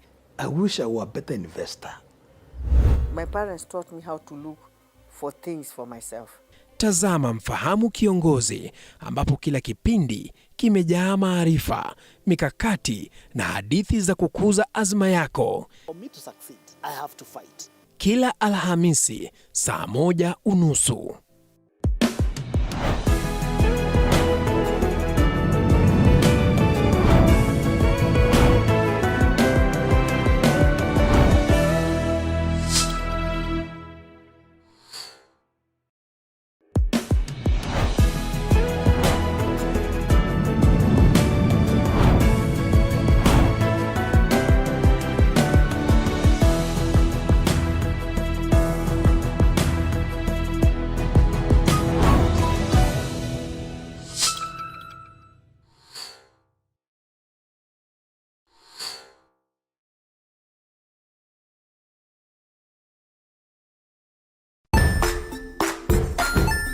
Hey there, friends. Welcome to Kids on the Block, where fun and imagination come alive.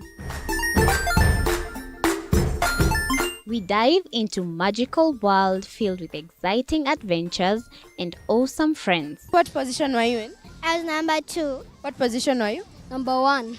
He decided to cross the bridge by his house and look for food on the other side. We're going to do half cup of chocolate chips, and the other one, we're going to do half cup of the blueberries. So, grab your imagination hats and get ready to explore with us. Join us every Saturday at 9 a.m. for new friends, amazing stories, and tons of laughter.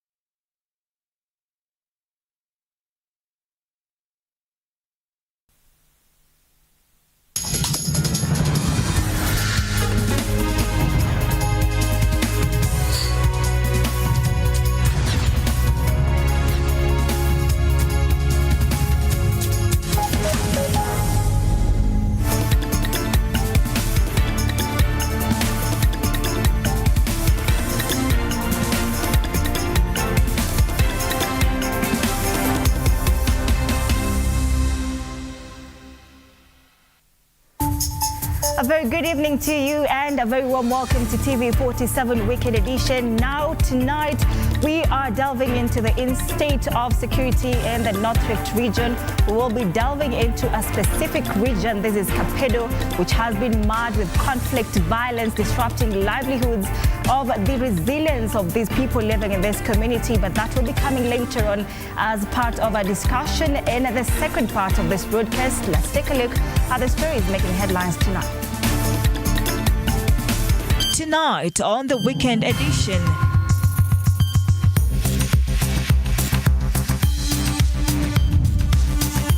Who is right? WHO or the Health Ministry? Fears abound over the Mpox outbreak. But it's already declared a public health emergency of concern in the continent. However, our country is not as affected as other countries. President William Ruto assures Kenyans over the new higher education funding model amid widespread confusion over the new plan. We need a funding model that is not focused on the university, but focused on the student. Also tonight, in a special feature, we delve deep into the underpinnings of the security crisis in the North Rift and the peace efforts that are turning the tide.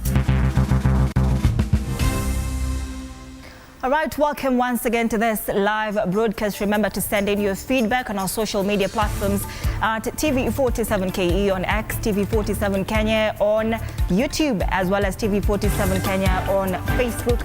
My name is Odida. Our sign language interpreter tonight is Catherine Simaloi. Let's get started.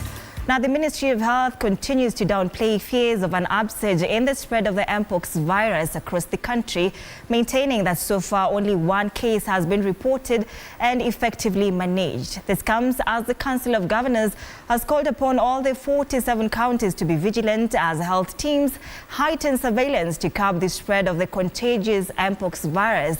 And Odida with the details. Days after Kenya reported its first case of the Mpox virus in Taita Taveta County, fear has emerged across the country stemming from reports circulating on social media alleging that the virus has widely spread. However, today, Public Health PS Mary Muthoni was out to clear the air, stating that Kenya has only one confirmed case of the Mpox virus. We don't have any other confirmed Mpox case, unless the one that we talked about, the 42-year-old male. Until when the ministry communicates and states that we have another Mpox case, please let us not start circulating rumors.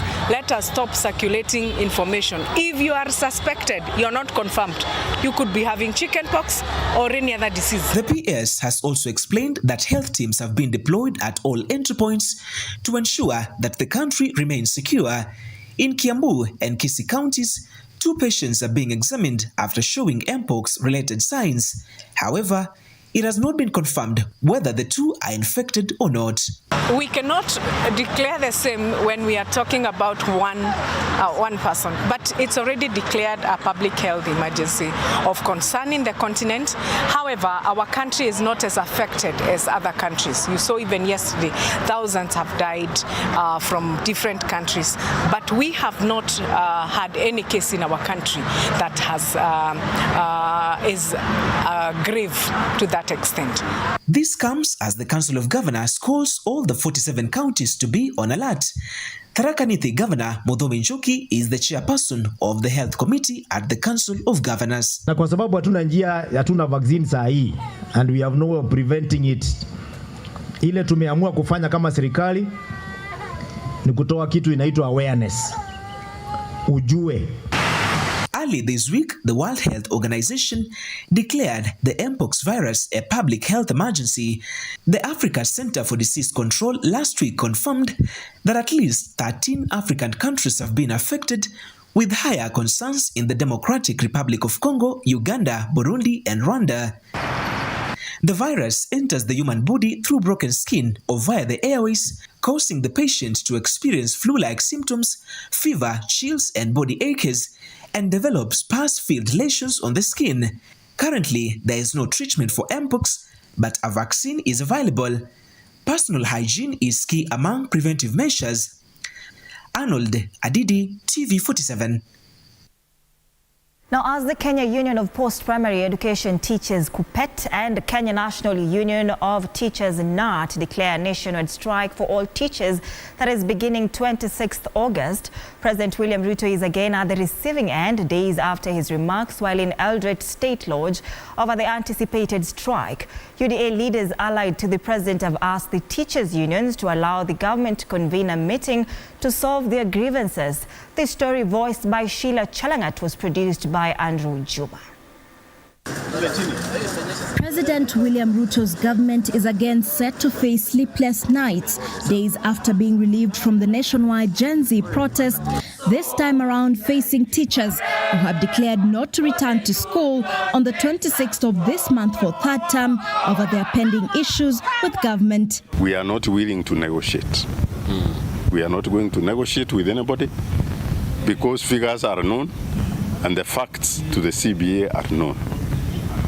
So what we need is that at the end of the month, we need that money in the account, and that is what will avert the impending strike in the country. We want the TSC to tell us where it takes the monies that it deducts from the teachers. Yes. And this is going to be told to us. We will march to every corner. TSC and every corner to be told where the teachers' money goes to. We want to remind and call upon all teachers in the Republic to stand firm, not to go to school when it comes 26, so that we give time the employer to implement what is supposed to implement on our pay slips, that is the pay increment, so that we can work and serve this nation as teachers. According to the Kenya Union of Post-Primary Education Teachers Deputy Secretary General Moses Nthurima, during their annual general meeting held in West Pokot, President William Ruto cannot be trusted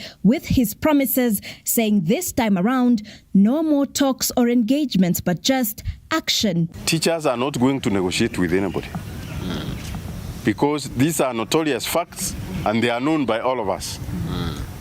Because the CBA 2023, what the teachers got was a peanut. So ningeomba tu walimu wenzangu, si kwamba mtanyimwa haki yenu, lakini nimeambiwa minister amekaa ofisi siku mbili. Yeye ni mpya. Sasa tukianza na mkomo, sijui mambo itakuwaje. Hata walimu hao wakuwe pia very sensitive. Juzi tu ndio Wakenya walisema tutupilie mbali nini finance bill. Tumetupilia finance bill, sasa hata serikali haiwezi kusanya pesa ya kutosha ya kuweza kulipa ama kuona even agreements ambayo wamefanya.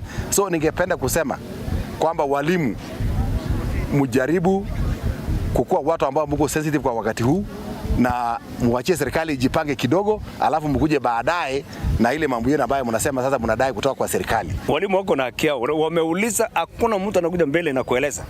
Kwa hivyo tunauliza hii waziri ambaye yako saizi pamoja na timu yake wakuje nje na waseme shida ni nini. Solidarity forever. Now, the Kenya Airports Authority and the Kenya Airport Workers Authority, through a press release to the media, have announced the postponement of a 7-day strike that had been announced on Monday, August 12. The move is set to allow the authorities to have dialogue with the ministries involved and find an amicable solution.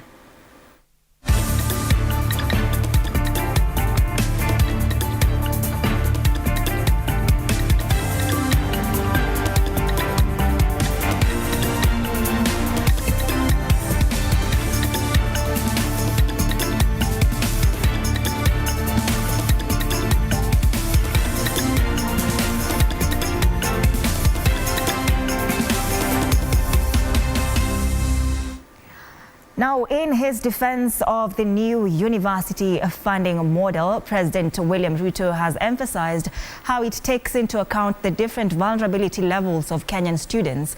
The classification has attracted uproar from Kenyans, some terming the new model unfair. And as Mike Kagwango reports, the head of state said his government deliberately chose to support children from low-income households who he believed should receive special consideration.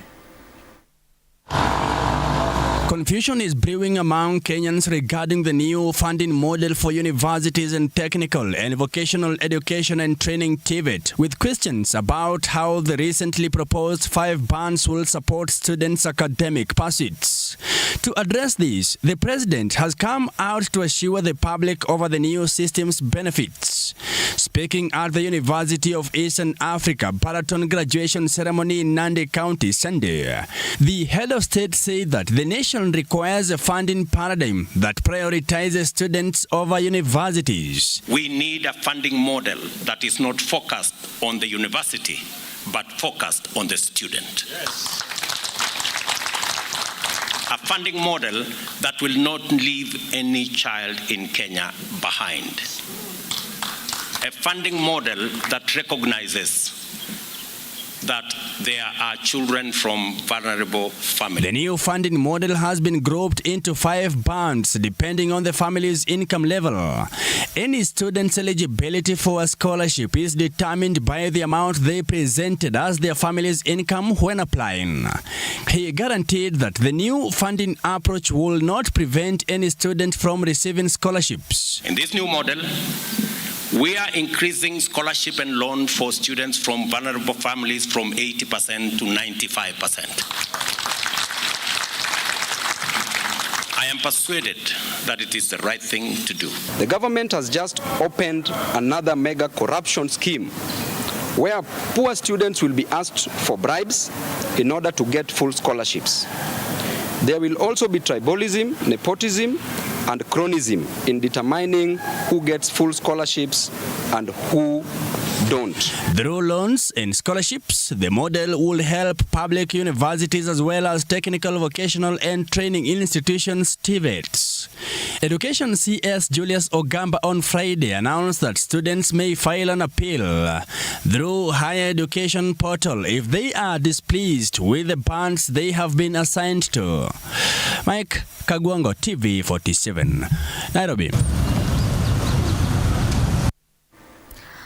All right, thank you, Mike, for that report. The Senate is due to start hearing the impeachment motion against Meru Governor Kawira Mwangaza. The fate of the first-term, first female and third governor of Meru County lies with the Senate. As George Maringa now reports, each side will be represented by over 6 lawyers. Take a look.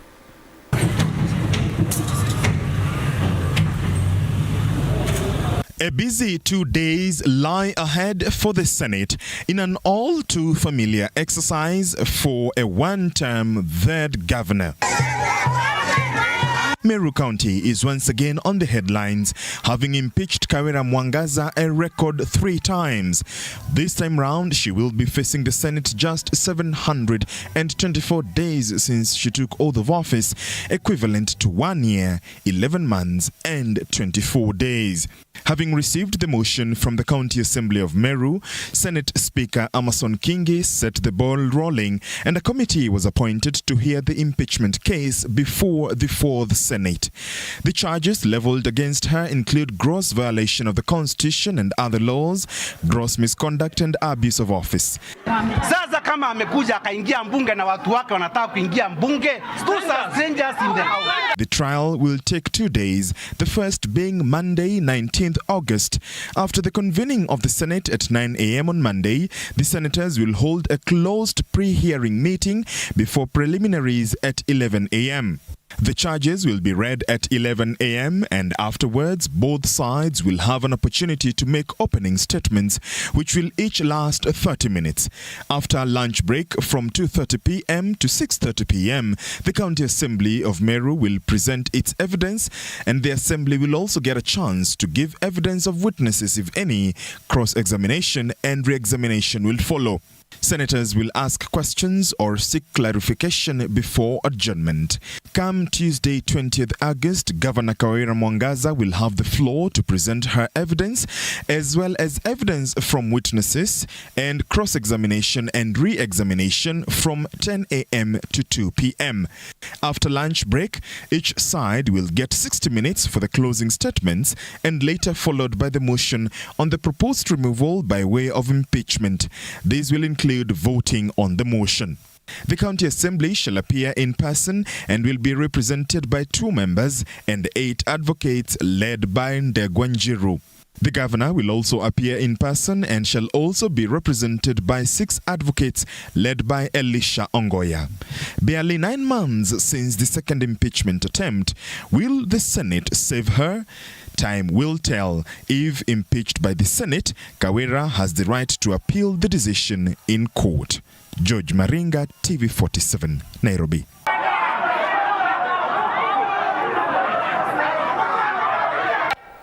Thank you, George, for that report. Azimio Coalition is set to hold its National Executive Council meeting chaired by retired President Uhuru Kenyatta tomorrow to discuss the way forward for the coalition. This comes after weeks of internal political debate after ODM appeared to be in bed with the government of President William Ruto. The Azimio leaders, led by Wiper's Kalonzo Musyoka, have insisted that they will remain in the opposition to fight alleged authoritarianism by the executive, which seems to control the legislature. The leaders were speaking in Embu County. Kilicho wazi ni kwamba sisi tumeamua kusonga mbele na Azimio na vyama tanzu, vyama members wa Azimio, wale ambao wako willing, wale ambao wameamua kuingia kwa serikali pia wako na uhuru. In fact, I remember brothers party DAP wametoa resolution kama hiyo kwamba wanaotaka kuingia kwa serikali wako na uhuru kuingia kwa serikali, lakini sisi tumeamua tutakuwa wapinzani. So what our leader has said that under his leadership we are the opposition, the government in waiting, the alternative to the disaster that we have in government today. And we are clear in our mind as to what needs to be done. Gen Z made it very clear. Stakeholders in the transportation industry are pleading with the government to address the grievances of the transportation industry following recent insurance policies that are seen to be hampering the smooth running of the sector. The stakeholders are threatening to take drastic action if their grievances are not addressed by Tuesday.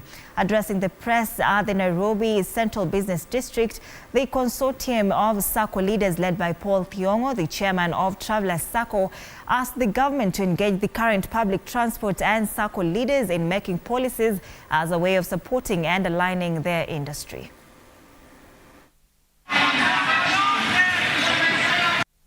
The ARI, the regulator of insurance company, have given notice to the cancellation or the taking over the insurance of Invesco without giving notice. So as a readers of the transport business, we kindly request the government to be giving notice to the insurance company, to the policy holder before they cancel, a notice at least of 1 month. Wewe umeweka bima hapo, kesho yake unaambiwa hakuna bima inafanya. Na iwapo serikali pia kama inataka kufuga hizo, waturudishie hizo pesa tumelipa, tujipage kwingine. Na hata huko tunajipaga, hatujui ni wapi sababu zote ziko na shida. NTSA, if a vehicle causes an accident, one vehicle, they might end up suspending the whole fleet. So we also call upon the government, and also we shall take part in change of the law of the insurance company to align with our transport industry. Vizuri serikali ijue ya kwamba kama industry ya matatu tumeisaidia kucreate kazi mingi sana kwa vijana. Iwapo serikali haitafanya kitu leo na kesho, siku ya Jumanne kila kitu haitakuwa ikienda. Siku ya Jumanne na tutakuwa hapa. Now, the National Council of Churches of Kenya NCCK Women's Conference has expressed their disappointment at what they call marginalization within the Kenya Kwanza government over the 2/3 gender rule. This came after President William Ruto failed, that is according to NCCK, to comply with the 2010 constitution when nominating cabinet secretaries in this new round, with only 5 women cabinet secretaries nominated, contrary to the 2/3 gender rule. Speaking in Limuru, Kiambu County, the NCCK Women Caucus called upon the president to implement and protect the Constitution of Kenya and review his appointment positions to ensure compliance with the 2/3 gender principle.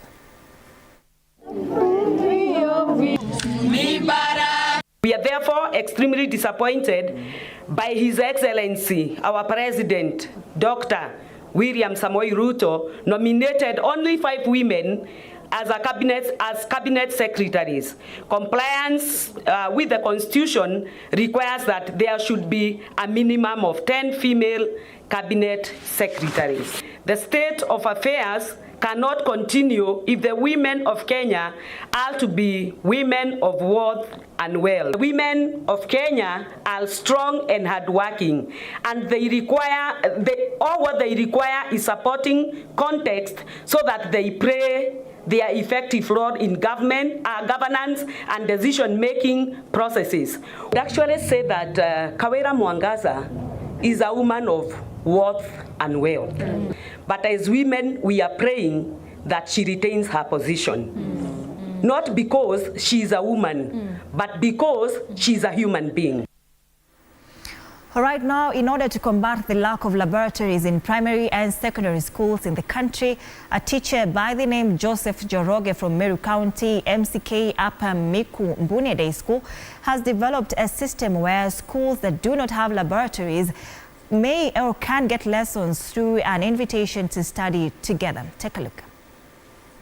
Schools have been asked to share laboratory facilities with the junior secondary schools JSAs within their neighborhood. Kenyan government recently introduced a new system of education, the competency-based curriculum CBC, taking over the old system called the knowledge-based curriculum 844. After taking views from Kenyans, the Presidential Working Party on Education recommended that junior secondary schools be domiciled in primary schools to tackle these existing challenges in the education sector, especially in the new curriculum. A teacher by the name Joseph Njoroge Kaweru has introduced mobile laboratories to several junior secondary schools which are far away from equipped secondary schools. Now, what we are trying to do today is to show that we can set aside one day when we invite all the schools around. The same idea of the set books. So open your doors for one day for the schools around to come and use your facilities. And have a full day of training. The laboratories are equipped to offer science equipment for practical use to the learners. This project, Kawiru says, has benefited more than 5 neighboring junior secondary schools that are lacking laboratory facilities. But what we are trying to tell the government, it's possible to set up mobile labs. Because one lab can serve 30 schools. And that will guarantee 27 contact hours to every student per term. Mobile laboratory facilities in secondary schools are likely to help the government solve the challenges faced by the primary schools adopting new curriculum.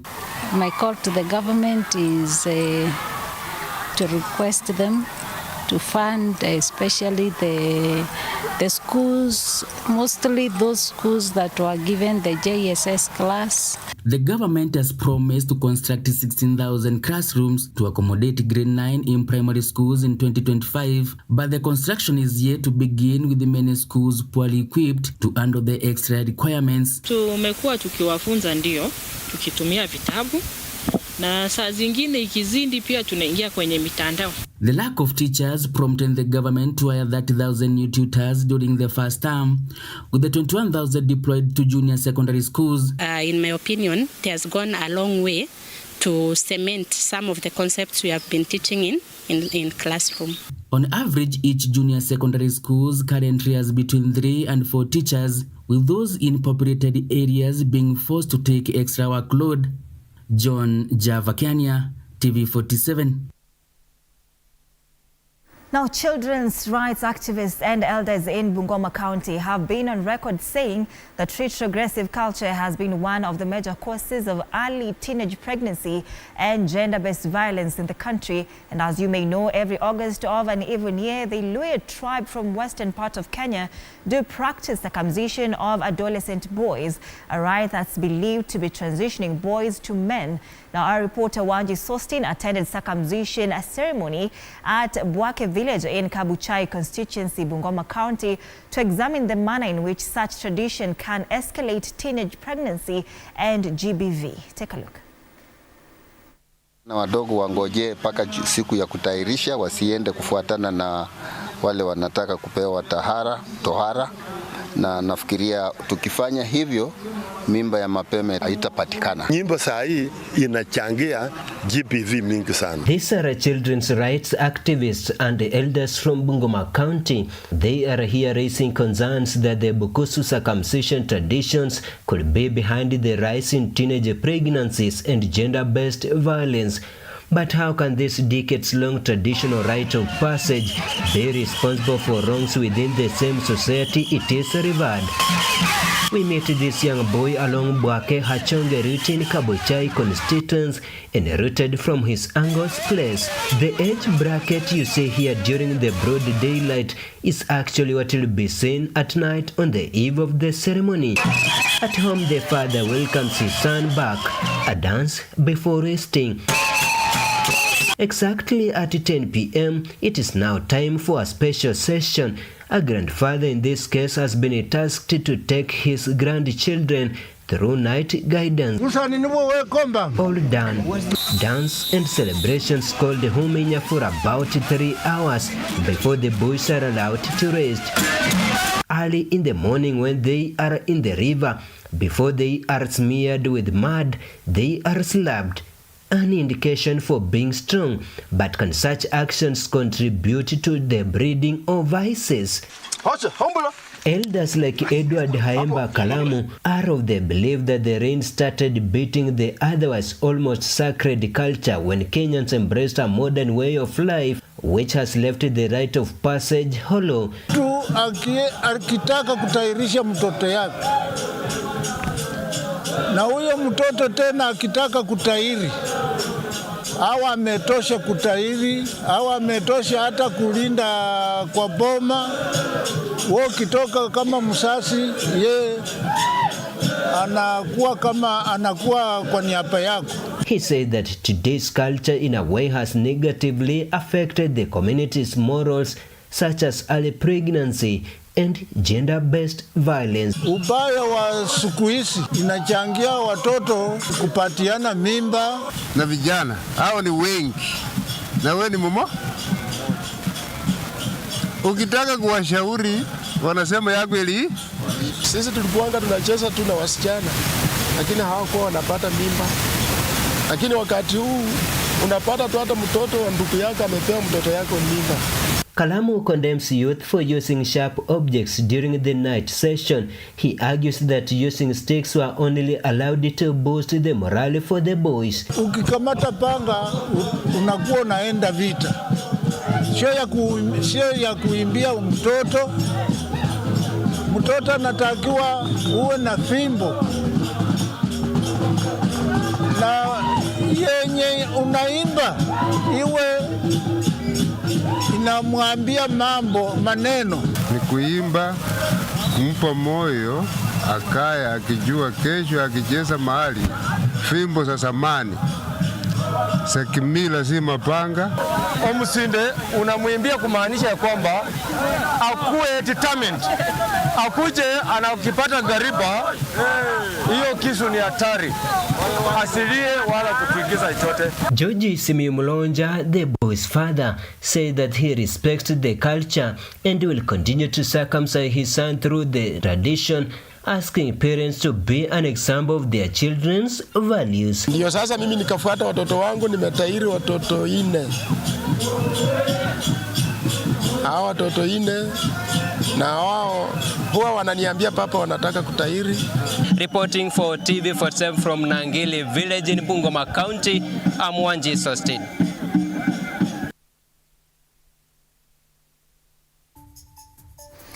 All right, now imagine what life would be like if you were living in constant fear of who is, when, where, and how an enemy will strike.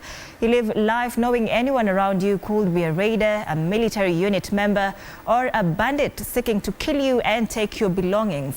Such has been the life of the Kenyans in the North Rift, the Samburu, Pokot, and Turkana communities. This, however, is slowly becoming a game of the past. Thanks to the peace efforts, TV47's team traveled to the North Rift to establish just how much the peace efforts have so far achieved, and now presents to you the Kapedo Peace Files.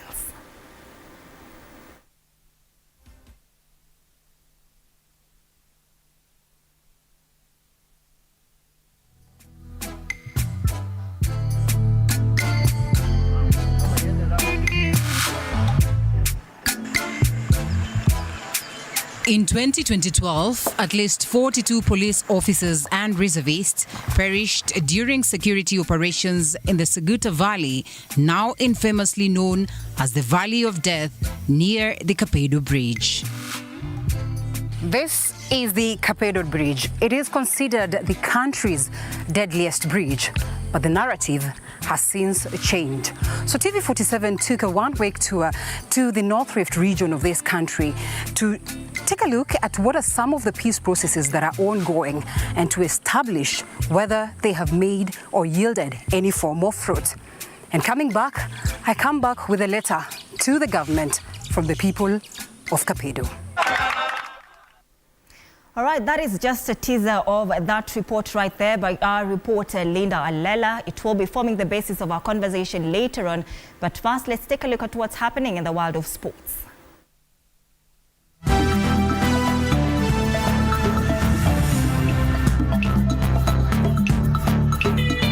Sports news brought to you.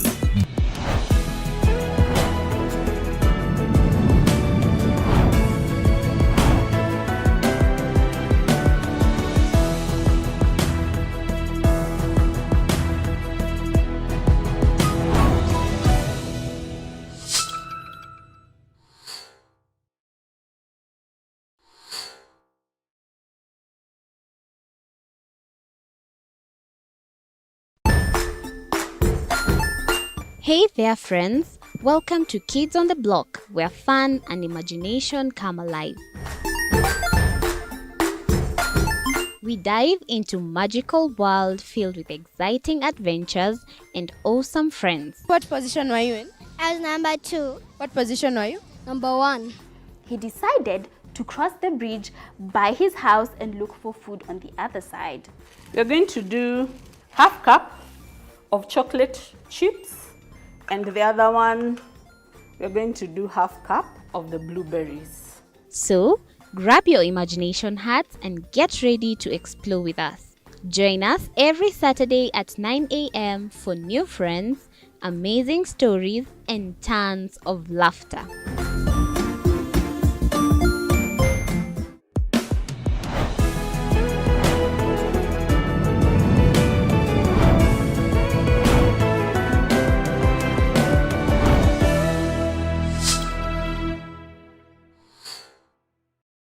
Join us as we explore the journeys of those who defy the odds and break barriers. We dive deep into the stories of triumph. Sometimes when parenting a child with a special need or whatever disability, family life becomes a bit complicated and you may end up raising the child on your own. Here, we inspire. I have a farm which one we showcase with other dyslexic kids and autism, how to farm. Motivate. It's never easy, but what we do, the best thing is to work with another parent who has an elder child than yours. And break through the barriers one story at a time. Push your boundaries beyond the limit. Saturdays at 8 p.m.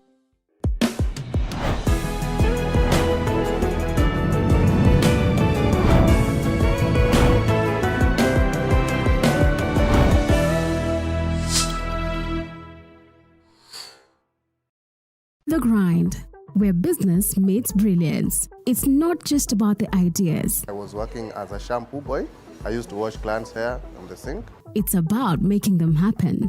From big wins. In primary school, when we would be asked what people want to be, I was categorical that I want to be a nurse. To hard lessons. The consoles change, the gaming equipment keep changing. We cover it all. Tune in to The Grind, where every episode is packed with insights. The person who is serving customers, always be a customer-centric. Strategies. When you pay attention to detail, you get luxury items. And stories to fuel your ambition. Don't just dream it, grind it. Mondays at 7:30 p.m.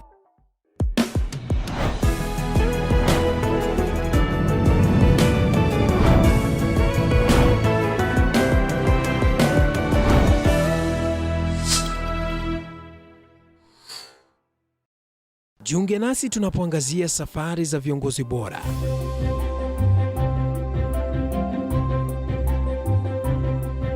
kutoka kwa ushindi mkubwa hadi masomo magumu. Wakati wetu kwamba wasichana si wa kusoma, ni wa kuolewa, ng'ombe ipatikane, wazazi wakuwe watajiri. Tunashughulikia yote. I wish I were a better investor. My parents taught me how to look for things for myself.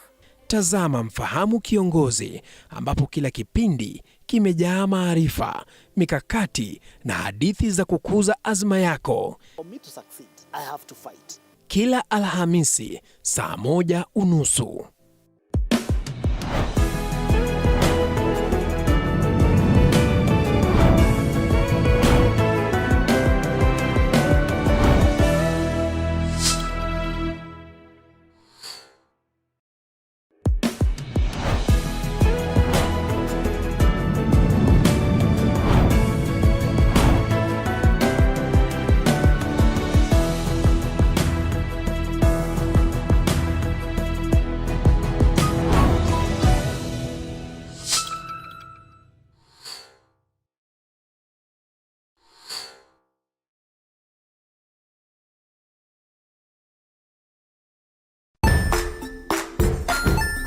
Hey there friends, welcome to Kids on the Block, where fun and imagination come alive. We dive into magical world filled with exciting adventures and awesome friends. What position were you in? I was number 2. What position were you? Number 1. He decided to cross the bridge by his house and look for food on the other side. You're going to do half cup of chocolate chips, and the other one, we're going to do half cup of the blueberries. So, grab your imagination hats and get ready to explore with us. Join us every Saturday at 9 a.m. for new friends, amazing stories, and tons of laughter.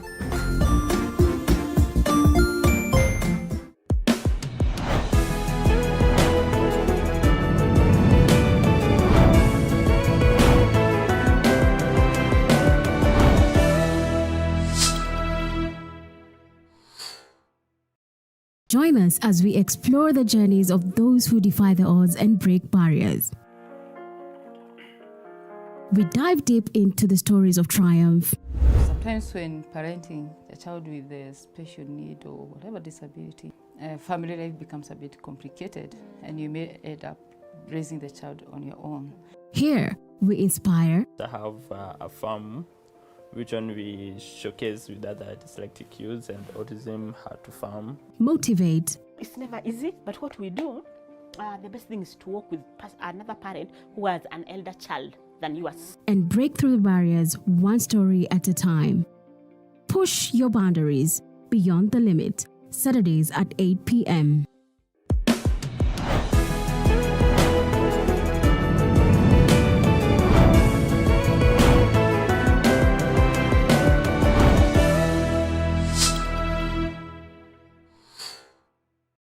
The Grind, where business meets brilliance. It's not just about the ideas. I was working as a shampoo boy. I used to wash clients' hair on the sink. It's about making them happen.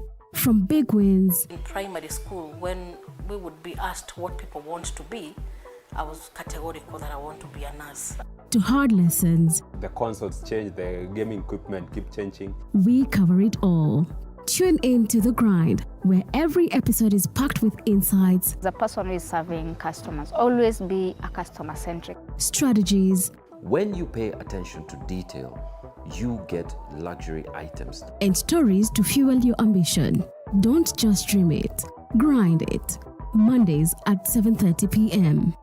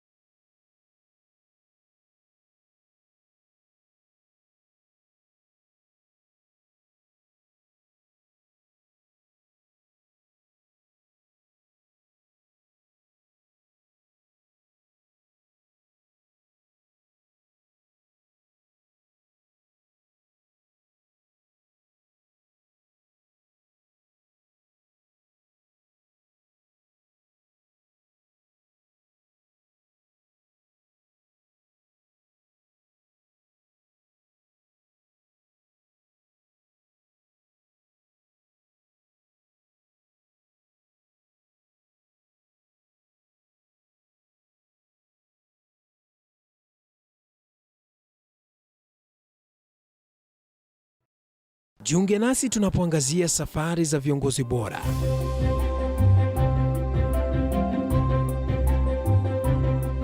Kutoka kwa ushindi mkubwa hadi masomo magumu. Wakati wetu kwamba wasichana si wa kusoma, ni wa kuolewa, ng'ombe ipatikane, wazazi wakuwa watajiri. Tunashughulikia yote. I wish I were a better investor. My parents taught me how to look for things for myself. Tazama Mfahamu Kiongozi, ambapo kila kipindi kimejaa maarifa, mikakati na hadithi za kukuza azma yako. For me to succeed, I have to fight. Kila Alhamisi saa 1:30.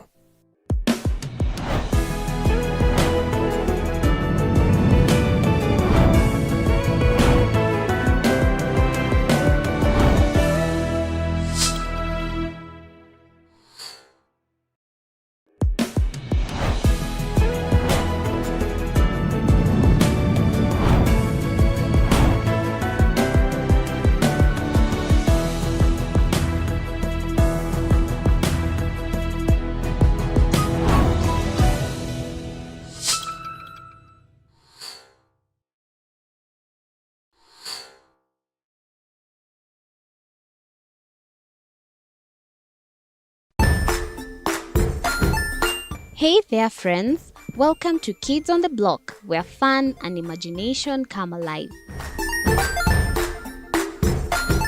We dive into magical world filled with exciting adventures and awesome friends. What position were you in? I was number 2. What position were you? Number 1.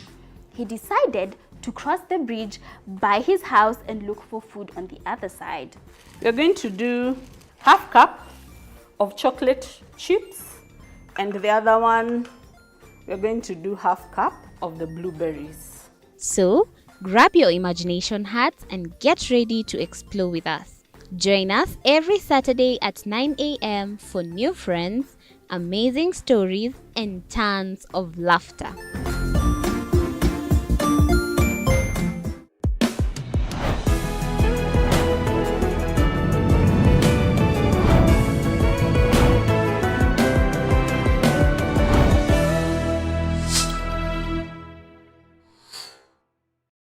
Join us as we explore the journeys of those who defy the odds and break barriers. We dive deep into the stories of triumph. Sometimes when parenting a child with a special need or whatever disability, family life becomes a bit complicated and you may end up raising the child on your own. Here, we inspire. I have a farm which one we showcase with other dyslexic youths and autism how to farm. Motivate. It's never easy, but what we do, the best thing is to work with another.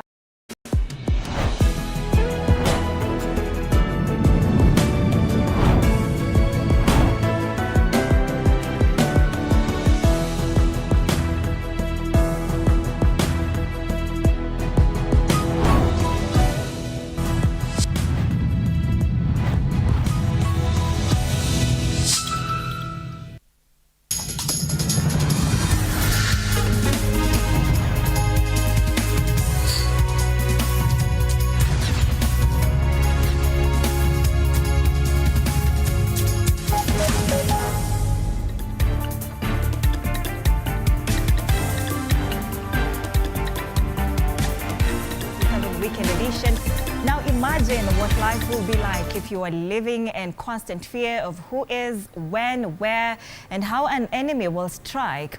You live life knowing anyone around you could be a raider, a military unit member, or a bandit seeking to kill you and take your belongings. Such has been the life of the Kenyans in the North Rift, the Samburu, Pokot, and Turkana communities. This, however, is slowly becoming a game of the past, thanks to the peacekeeping efforts. Now, TV47's team traveled to the North Rift to establish just how much the peace efforts have so far achieved, and now presents to you the Kapedo Peace Files. Take a look.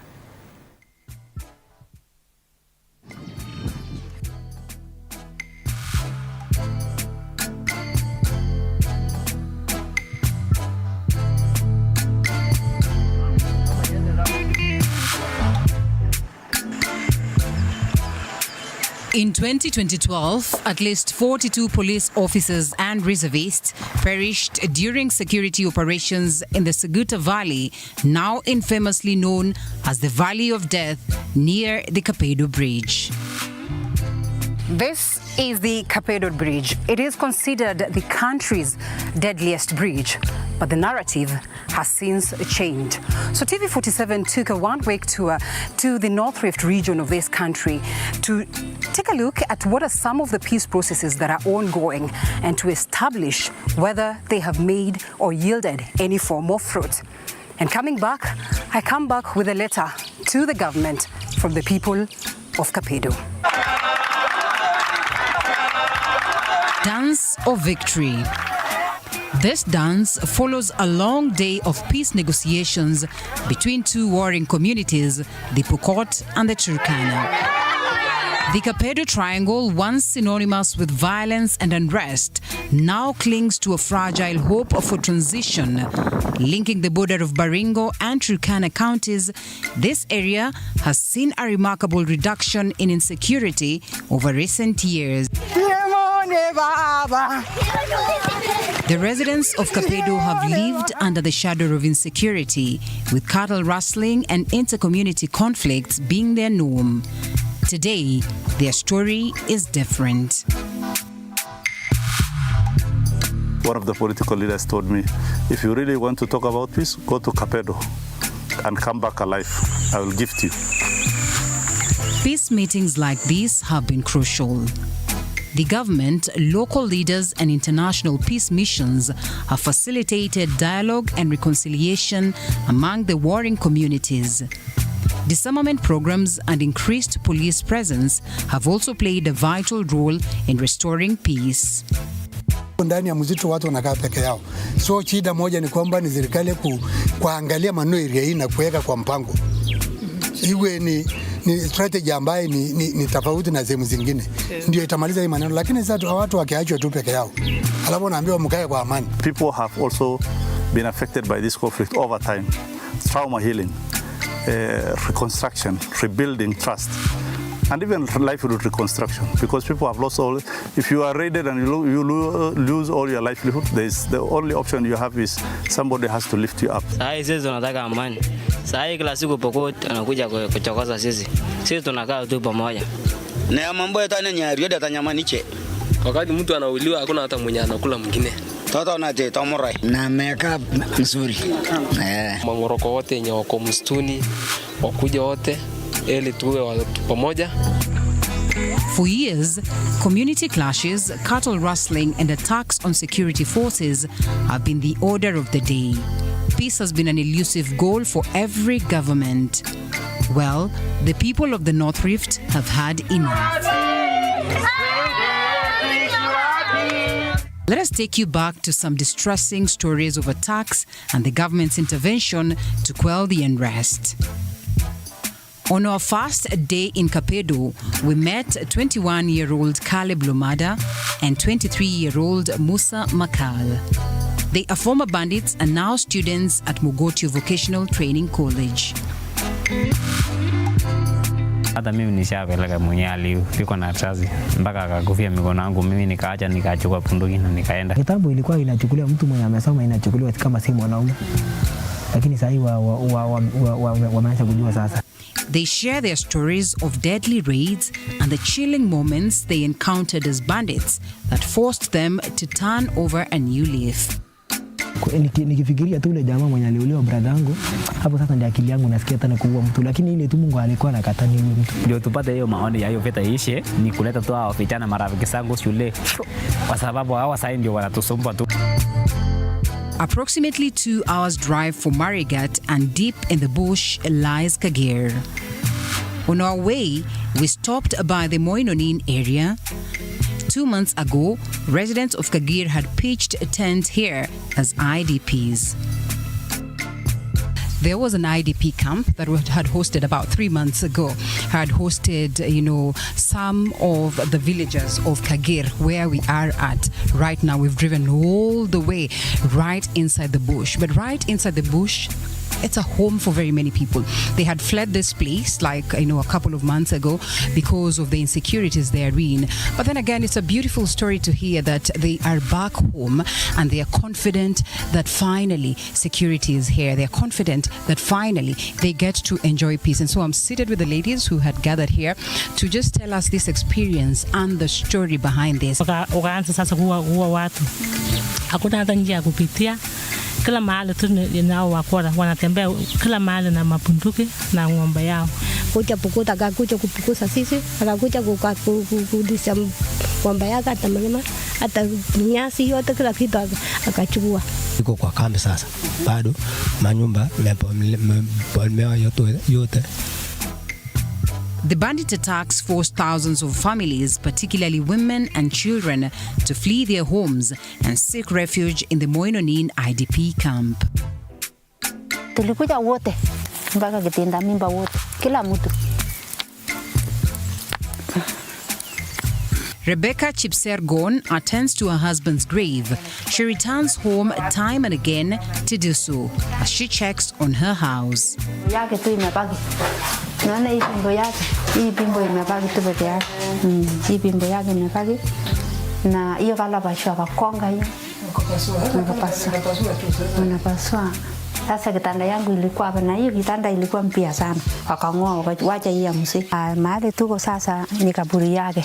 Mahali mzee alipumzisha wakati wakora waliua yeye. Her husband, Joseph Kibet, the Kagir Primary School head teacher, was killed by bandits on February 10, 2024.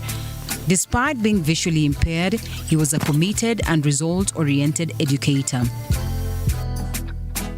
Ye ilikuwa mambo yote kwa nyumbani. Hata watoto yetu kuenda shule ni yeye. Wa serikali kwa sababu kama ngetisha na kuna madio, kuna machips. Sasa hapo ndio wako nguvu kuliko mambo yote.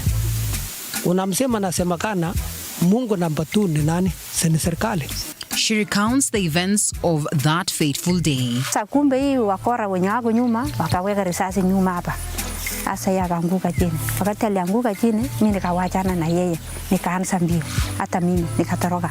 They were headed to an annual general meeting at Kipchere Secondary School when the bandits struck. Watoto yangu wamesoma huko pale, wanaendelea na shule. Usuri ni wakati niliomba shule nikapewa. Kila mtu asema nimeona kwa TV hiyo mwalimu, hiyo huruma tu tunahurumia yeye, wacha watoto wakuje shule. Since her husband's death, life has never been the same. Na nilikuwa tajiri, nilikuwa na mbuzi, nilikuwa na ng'ombe, ikaenda yote. Sasa hiyo nilikuwa tunauza kama ni senge 10, mtoto ameenda shule. Nitaka nikule mbuzi, nasikia leo tunataka tukule nyama, mzee anasema muende muangalie boma. Mtoi mbuzi ile mnatosha nyinyi. Rebecca takes us around her semi-permanent house, perhaps the only home standing in the neighborhood after bandits demolished houses, stealing cattle and property. A spirit of tension hovers around. The villagers seem timid, uncertain of what will happen next.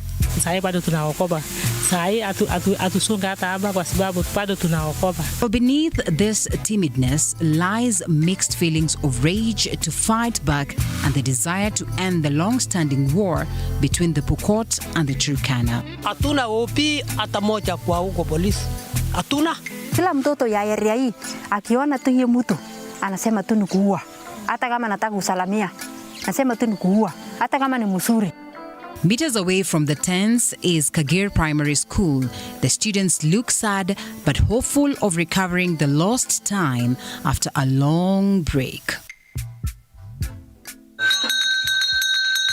There are consistent meetings held by villagers with the hope of addressing their underlying concerns and achieving a lasting peace. The government has a scheme, one, to compensate people, two, to rehabilitate. Silaha mingi ikikuwa katika community, hakuna amani. Kwa hivyo tungeomba serikali tu waangalie, wachukue wachukua hii maneno ya mabunduki. Once, you know, developments, roads come in, energy and water comes in, people will gradually start adapting that there is other ways by which people can live. This is day 3 of our visit. We have driven past the once declared most dangerous Kapedo Bridge and the deadly Seguta Valley.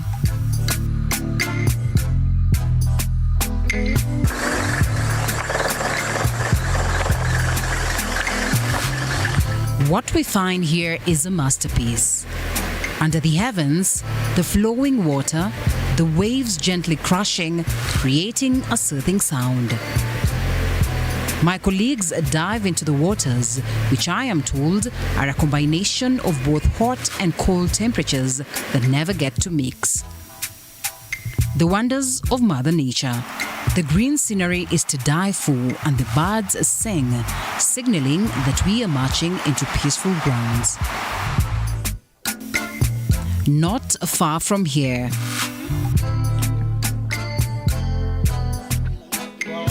we are having a lunch before these Turkana and Pokot gentlemen return to the peace talks that have been ongoing for a week. Most are seated on their ekchoros. I've noticed almost all the men are carrying this small thing, and I wanted to understand just what it is. Ekchoro is what they call it. Ekchoro is a small seat that most of the men will move around with, that once they perhaps get into the fields, into the bush, then they would sit on. Kuna wale ambaye ni expert, wanajua kushonga hii, ndio wengine pia wanahusia, wengine pia wana try, wanafunza wale wengine. These traditional seats are strictly for the men, as are the peace talks at this stage. The women and children, who are mostly vulnerable, will be invited in the last stages. So women, they are the ones suffering. Elders, children, women, they are the sufferers. Those who are killing them, they are these youth whom we have invited for this meeting. Those are we don't have a factory at the Turkana Pokot. Do we have a factory for guns and bullets? It is the government who has those factories. It is the government who purchased those guns. Lakini sasa hatuwezi sema mchenga ni ya nani ama ni ya nani, kwa sababu sisi samani wakati tulisaliwa hapa tukapata Wapokot na Waturkana wanaishi pamoja. Despite ego fights and finger pointing, the men who have come from far and beyond are determined to end this war.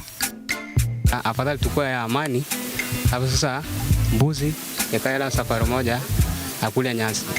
Benson Lukwa, once a bandit, is now a Kenyan police reservist.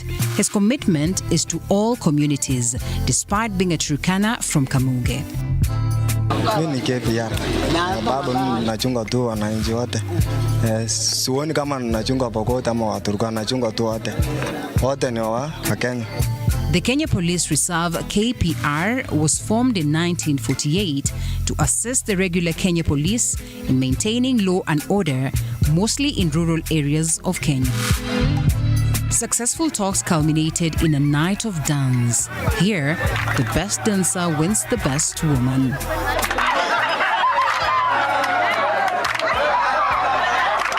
The Pokot men will spend their night in Turkana East constituency to consummate their peace agreement.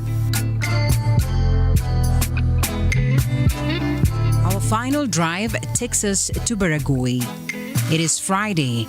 It has been a long safari past Tangul Bay to Mararal. Approximately 3.5 hours later, we reach our destination at 10 p.m. Word has it that there was a raid in Gilai sublocation that night. Chills ran down our spines. We managed to find a place to sleep, gathering more details the next day. Well, the next time I'm going to come here, I'll carry some marbles for the oldies. This is Ngelai village in Baragoi. One of the reasons why we came here is because we had reports where one gentleman or one man who was herding his goat was actually captured somewhere in the bush by bandits, and therefore we just came up to follow up, or we just came here to follow up on what really played out in relation to that. And of course, we'll be speaking to the elders here. But before then, there's some beautiful thing that I noticed here. It is about the game. What game inaitwaje? Ndotoi. The elderly are engaging in some nice ni karata tu, sindio? Yeah, ni karata tu. Yeah, kucheza. Okay, well, they're playing their games. I do not understand. I think I need to learn some bit as to what then this game is all about. We visit Mzele Purke Leshoi's homestead. He is not in, but we find his wife Antonella Leshoyi, who's a minor, his kids, and Goreya, the mother. She is deeply saddened, tears rolling down her cheeks. The son, who is out recording a statement with the police, encountered bandits who stole 100 of his goats.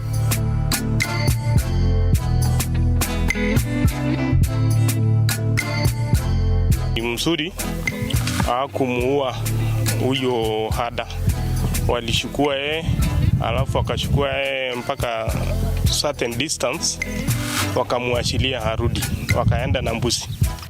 The area chief, John Lesoloya, confirms the incident but appreciates the tremendous efforts to address insecurities in Baragoi.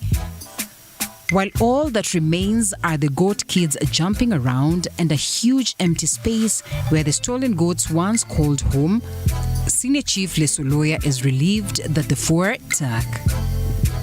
Sasa polisi wameelekea huko na administration officers na NPR, na tunatumai hizo mbuzi itarudi.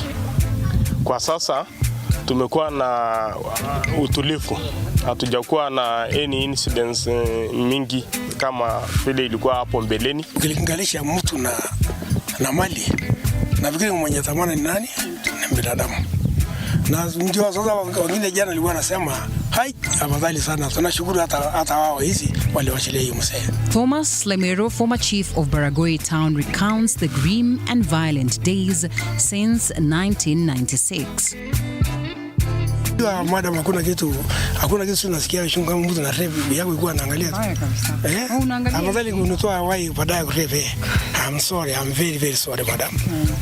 Marisasi na si marisasi kidogo. Na limu mpaka iko wakati mwingine hata pumbi alifunika mimi. Akanifunika pumbi akanifunika, si kwa nafikiria kama mimi iko na mwili hata kidogo. He urges the government to intensify efforts to mitigate the devastation caused by relentless banditry. Wajane wengi sana hapa ambao wangetosha kusaidiwa tu, wale ambao waathirika yani mabanda sawa waliathirika, na si kuathirika kwa sababu ya kwenda kutafuta vita, walipikwa tu ndani ya mali yao. Sababu unajua sasa hii mali hawezi kuja kushughuliwa tu na wanaume kwa wanaangalia. Serikali tumejaribu kuziba mianya kwa sababu huwa inasemekana nyingi huwa zinatoka nje ya nchi yetu. Thomas and other leaders stress the urgency of disarming civilians and initiating developmental programs for the youth. During the amnesty period, more than 300 guns were surrendered. Pokot, ikuwe ni Waturkana, ikuwe ni Wasaburu,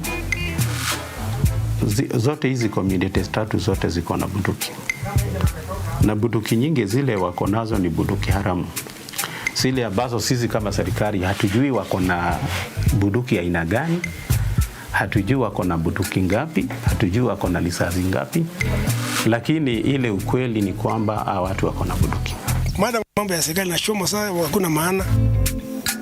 Several measures, including deployment of elite security forces known as Wajakoya, feared for their thorough investigations and bandit interception tactics, and the formation of peace committees have proven effective. Despite these efforts, insecurity looms, casting a shadow over development and prosperity. Hassan advocates for the creation of additional climate-resilient model farms like the one in Kambiamoto, Nakuru, to generate employment and produce substantial quantities of pasture for pastoralists. We don't need to bring new development. We need to build what people know. People know livestock keeping. That's their main economy. And it is good for the government to now invest in further production at scale. Kwa maziwa maziwa inaongezeka haraka ya inaongezeka haraka. Well, the grass itself, coming all the way from China, is called jinkao, and the farm as well is called jinkao, as you have heard. And so let's speak to some of the workers that actually work here, so they can also tell us their experience. I mean, you do not come to a farm and not speak to the people who handle the farm. Tuko na silage, tuko na bauda, pellets, chakula ya kuku, tunalisha all the animals, mbuzi, wanakula vizuri sana. Can say imemeka a difference in our lives. Tumeimprove manyumba zetu, watoto naweza kusoma, tunaweza lisha jamii. Pia mimi ni mfanyikazi hapa. Nimefanya for long but imenisaidia hii kazi sana. The Chinese jinkao grass cultivated on 1 acre can adequately feed 20 cows. Resembling sugarcane rather than the local napier grass, its softer leaves reach maturity for harvesting in just 3 months. The Kenya Agriculture and Livestock Research Organization says that only 10% of farming is devoted to fodder cultivation in Kenya, leading to a fodder shortage. Naona hii chungao ndio itakuwa jawabu ya ile conflicts ya kila wakati, kwa sababu hii haita si kitu yenye ni expensive sana, mtu ataweza koza kupanda na watakuwa napigania pale pamoja na wanajua kuna penye hii kitu inauzwa. Hii itamaliza hiyo konflict. In search of lasting peace, religion too has played a huge role. Hapo awali tulikuwa tunakaa vizuri na wenzetu Turkana, tulikuwa tunashirikiana katika mikutano ya crusade conferences, tulikuwa tunasoma hata pamoja, lakini all of a sudden shetani akainuka. Katika ile njia ya kuwaleta pamoja, ilileta watu walitasamana na waliona ya kwamba hala, kumbe watu tu ni wote ni wazuri. Kwa hivyo kukawa na ile mazungumzo. As this family invites me to their home for a dance, and as the students proceed to school, and as these women are fishing to put food on their table, the questions linger. Will peace hold?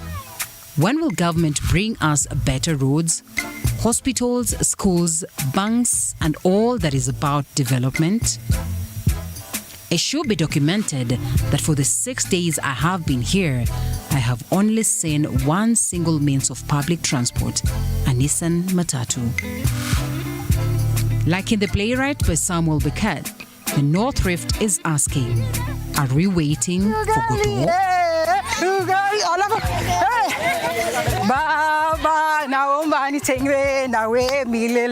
Oh, it is beautiful to see just how much life and hope these kids have. And while you might want to ask yourself just why peace is important, just why these cases of insecurity should indeed be a game of the past, well, the answer is clear. Of course, this generation is dependent on the peace and security of this place. My name is Linda Alela, reporting all the way from Kagera in Baringo North. Baba, naomba nitengwe nawe milele. Baba, naomba nitengwe.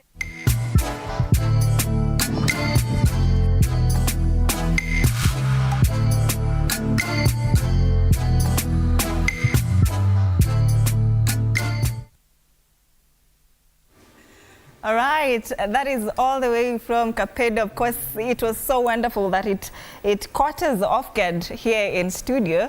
And Linda is here. She crafted that masterpiece that we've just watched.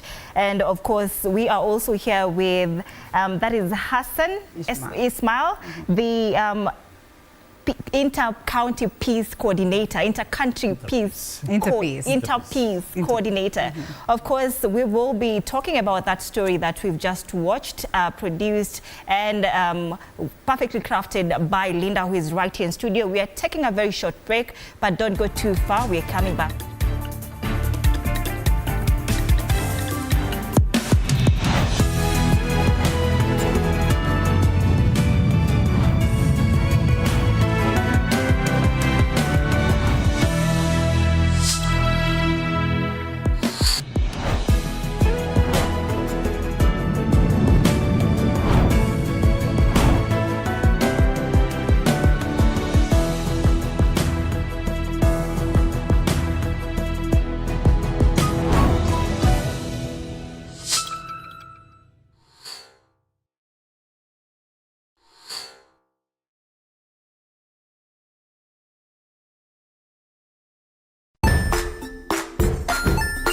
Hey there, friends. Welcome to Kids on the Block, where fun and imagination come alive. We dive into magical world filled with exciting adventures and awesome friends. What position were you in? I was number 2. What position were you? Number 1. He decided to cross the bridge by his house and look for food on the other side. We're going to do half cup of chocolate chips, and the other one, we're going to do half cup of the blueberries. So, grab your imagination hats and get ready to explore with us. Join us every Saturday at 9 a.m. for new friends, amazing stories, and tons of laughter.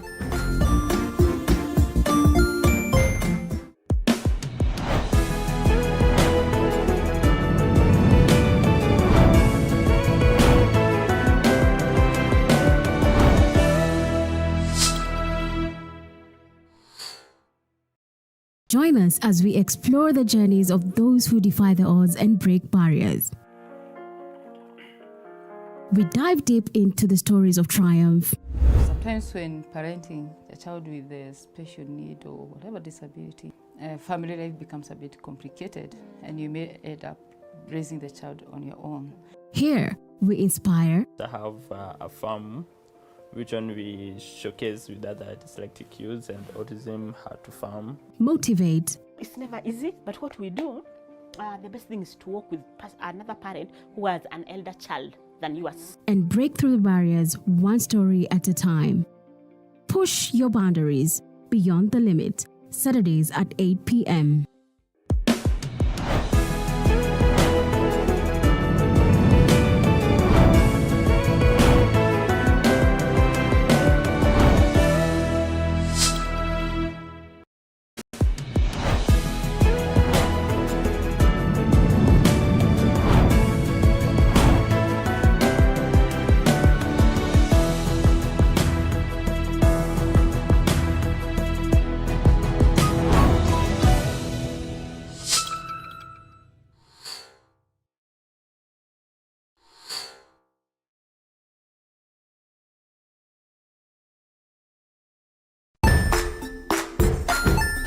Hey there, friends. Welcome to Kids on the Block, where fun and imagination come alive. We dive into magical world.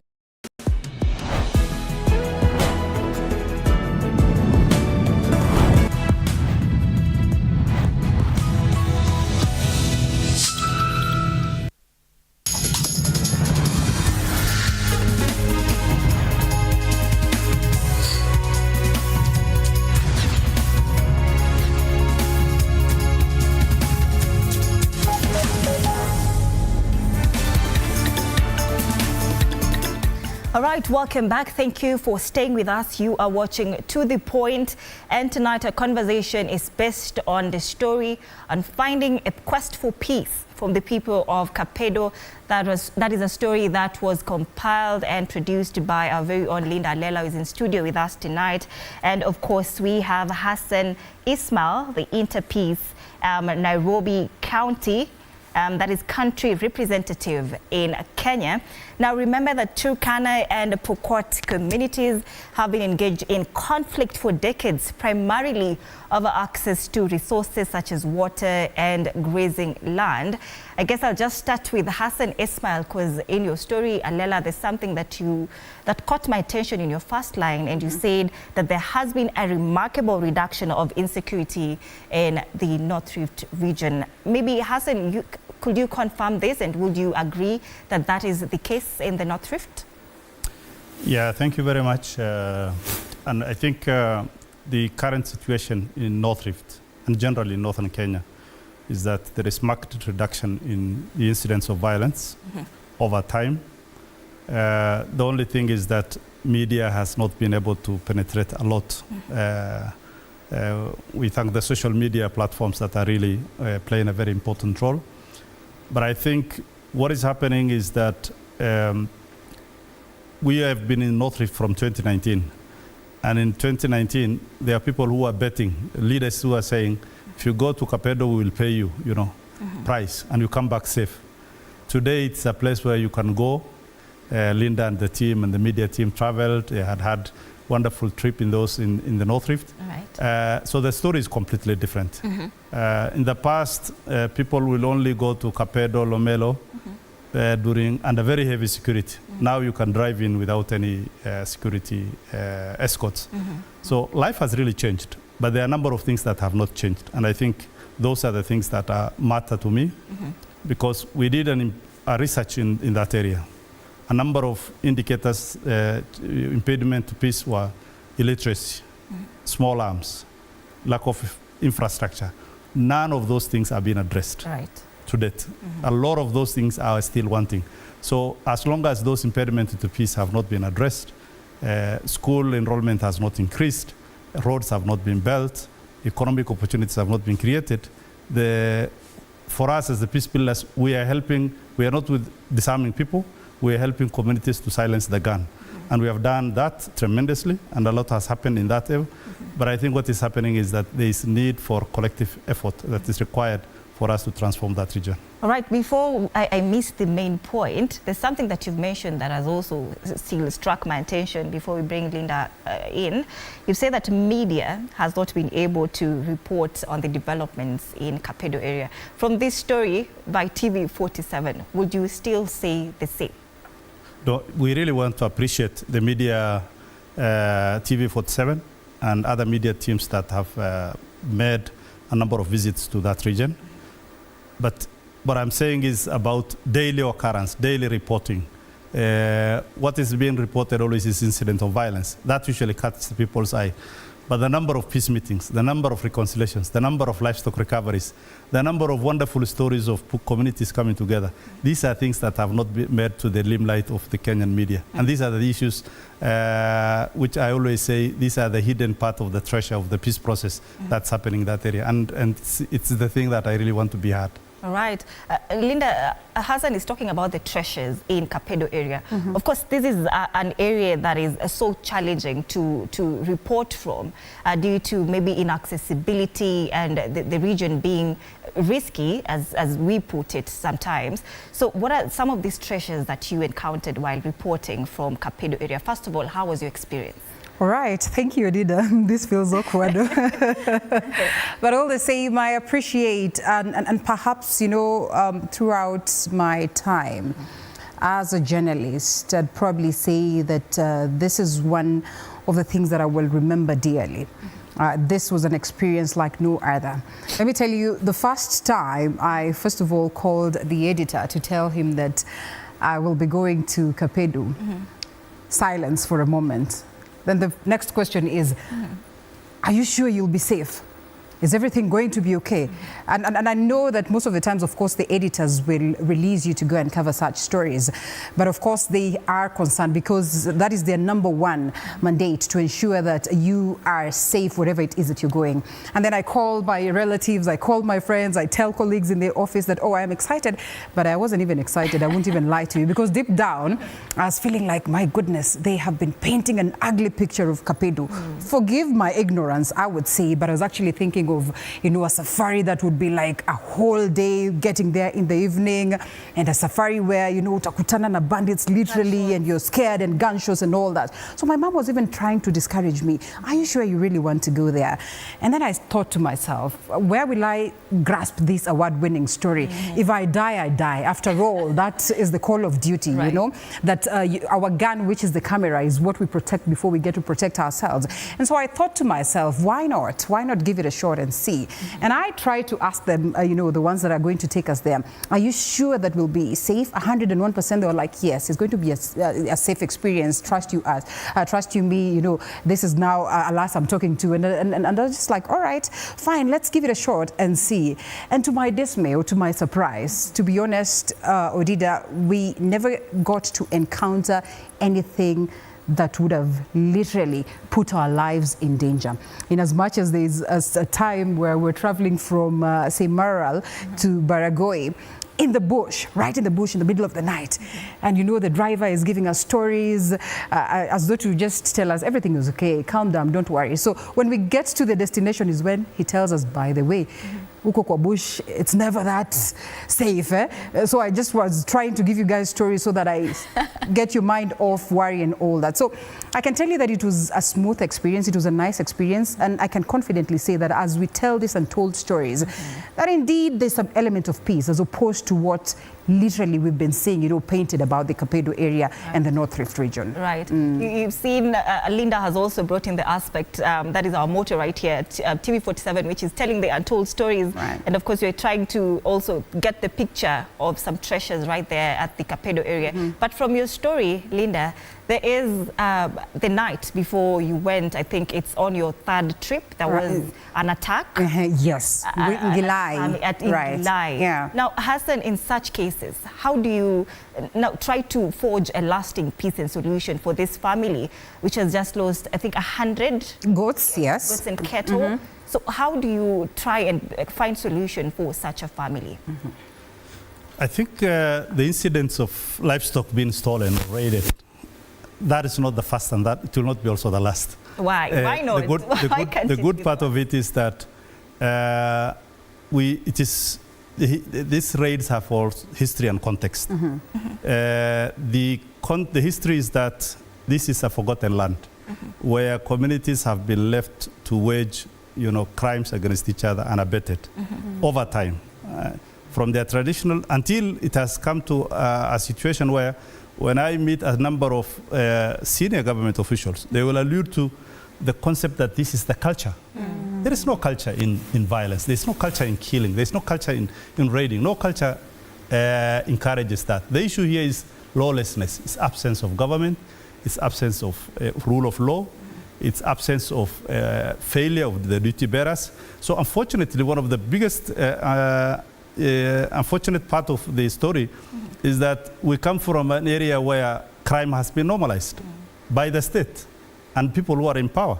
And this is where, as peace builders, we are trying to tell people that there is no culture that permits that. There's no culture that promotes that.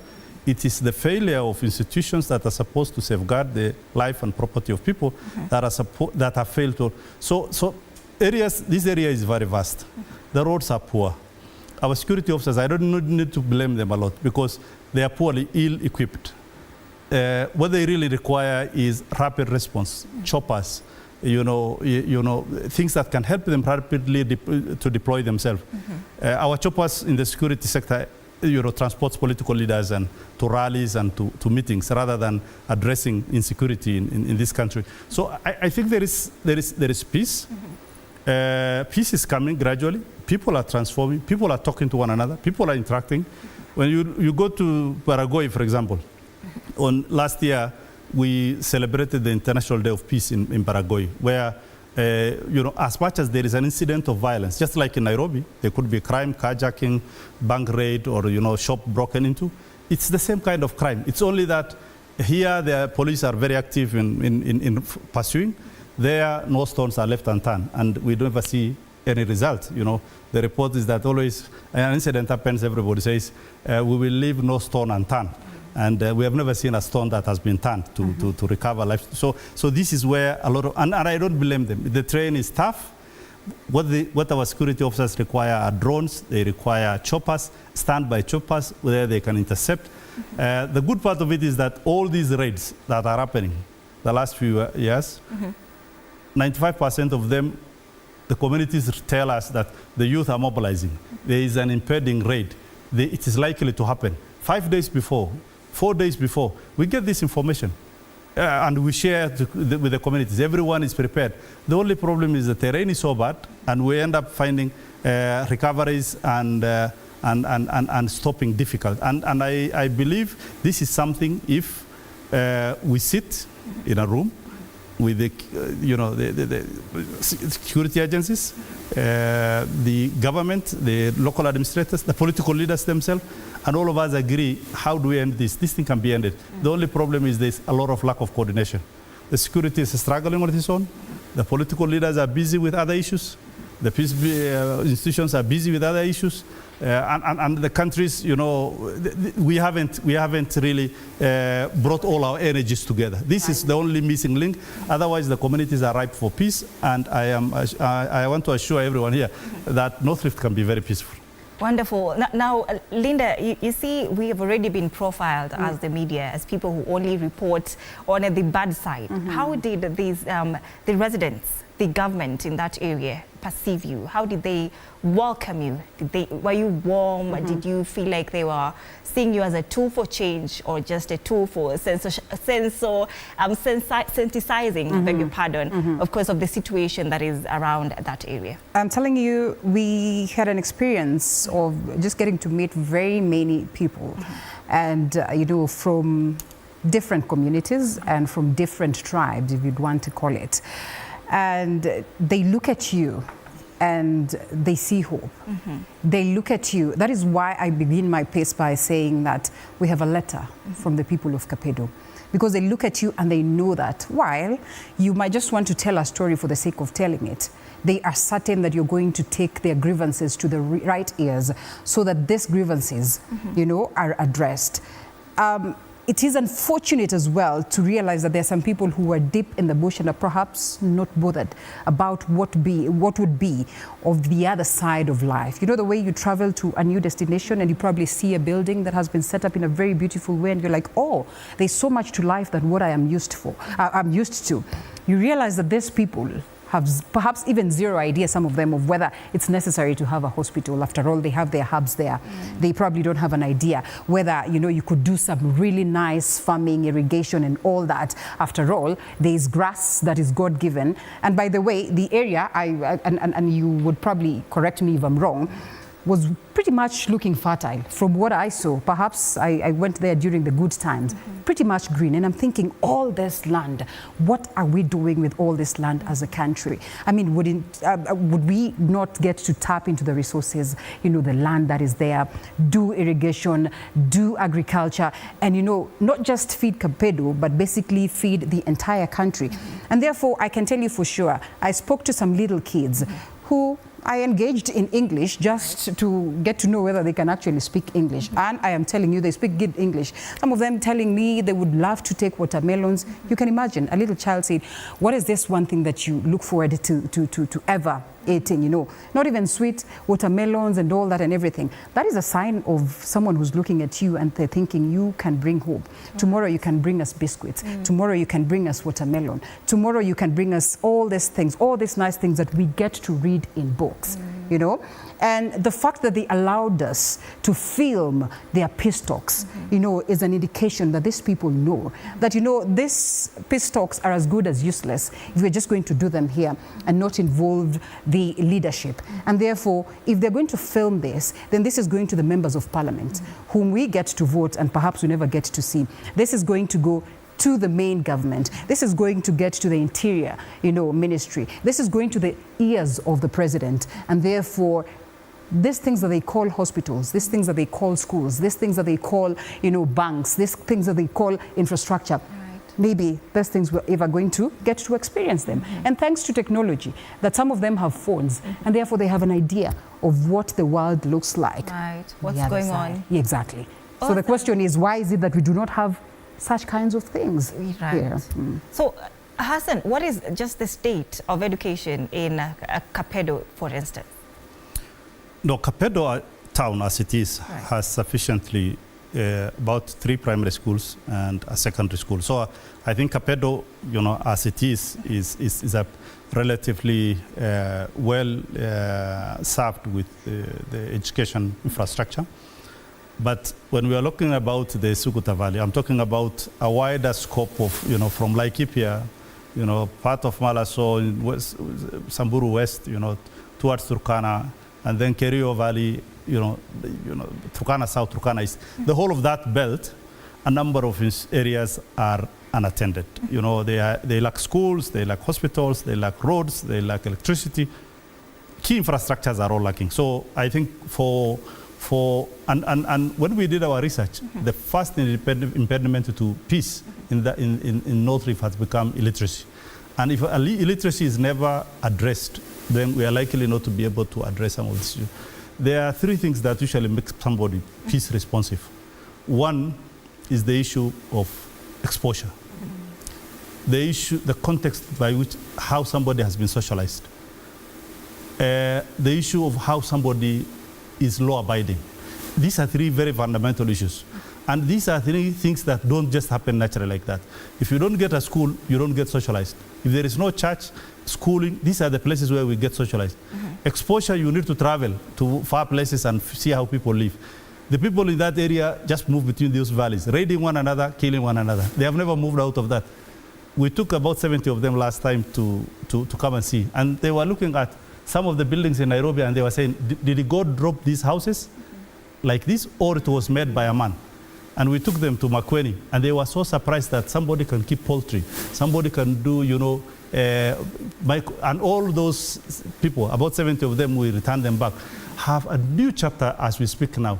So I think what is happening is, as peace-building institution, for example, Interpeace, we have been in this region in Mandera, Wajir, Marsabit, and the entire 6 counties of North Rift. The community peace infrastructure, the structures that are supposed to work on peace are there. The peace education is there. The kind of networks within the community is there. The only issue where we have challenges and we need to work around it is to build on that by bringing in, you know, government intervention, the coordination with political leaders. The political leaders are very powerful people. They are being listened to. And when you look at, for example, an area where we have done a very good work in Mandera County, today an incident, once an incident happens in Mandera, the entire leadership, from the governor to senator to all the members of parliament, they all board one flight, go to that place and solve that issue. They don't look at whether it is this clan against this clan. They don't look at whether it is this boundary or this boundary. This is what we are trying to tell the leaders in North Rift. So I think with those a few interventions, proper coordination, I think we'll look forward to see how peace will be sustained in that region. Of course, just as we wind up, Linda, and this should also serve as your parting shot because you know the narratives on my ear. I agree. So you had a letter from the residents of Kapedo to the government. Just take this chance to now just relay your letter as it is. It's as simple as hospitals. It's as simple as more schools. It's as simple as infrastructure. You can imagine that I only saw one Nissan Matatu. All this. The president was in Mugochio, the other day. Well, maybe it's because perhaps we were traveling with personal vehicles. But I can tell you for free, one Nissan Matatu for 6 cool days. What does that mean? You know, it's as simple as just bringing life. You can imagine carrying Nairobi and taking it to these different areas and just how much of a life-changing experience it would be. It was during the Gen Z, movement. We still are in that euphoria, by the way. Right. I just asked one of them whether they have an idea of what is playing out with this Gen Z talk. Different world, zero idea. No idea. What does that mean? 2 worlds. Apart, same country. All right, Hassan, I would have wanted you to end this conversation by telling us what exactly will it take to forge a path to peace. And of course, you've told us so many things, but just for culture, is there anything that you haven't told us as we close, of course, in 1 minute? I think I'll pick up from what she said, the Gen Z.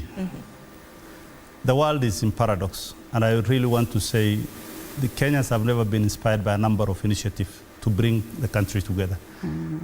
Just like the North Rift, this country requires a listening ear. The leadership in power needs to provide a listening space for everyone. Politics should never be driven, governance should never be driven by convenience. Politics is for convenience because politics is all about personal interest. And you look at what is convenient for you.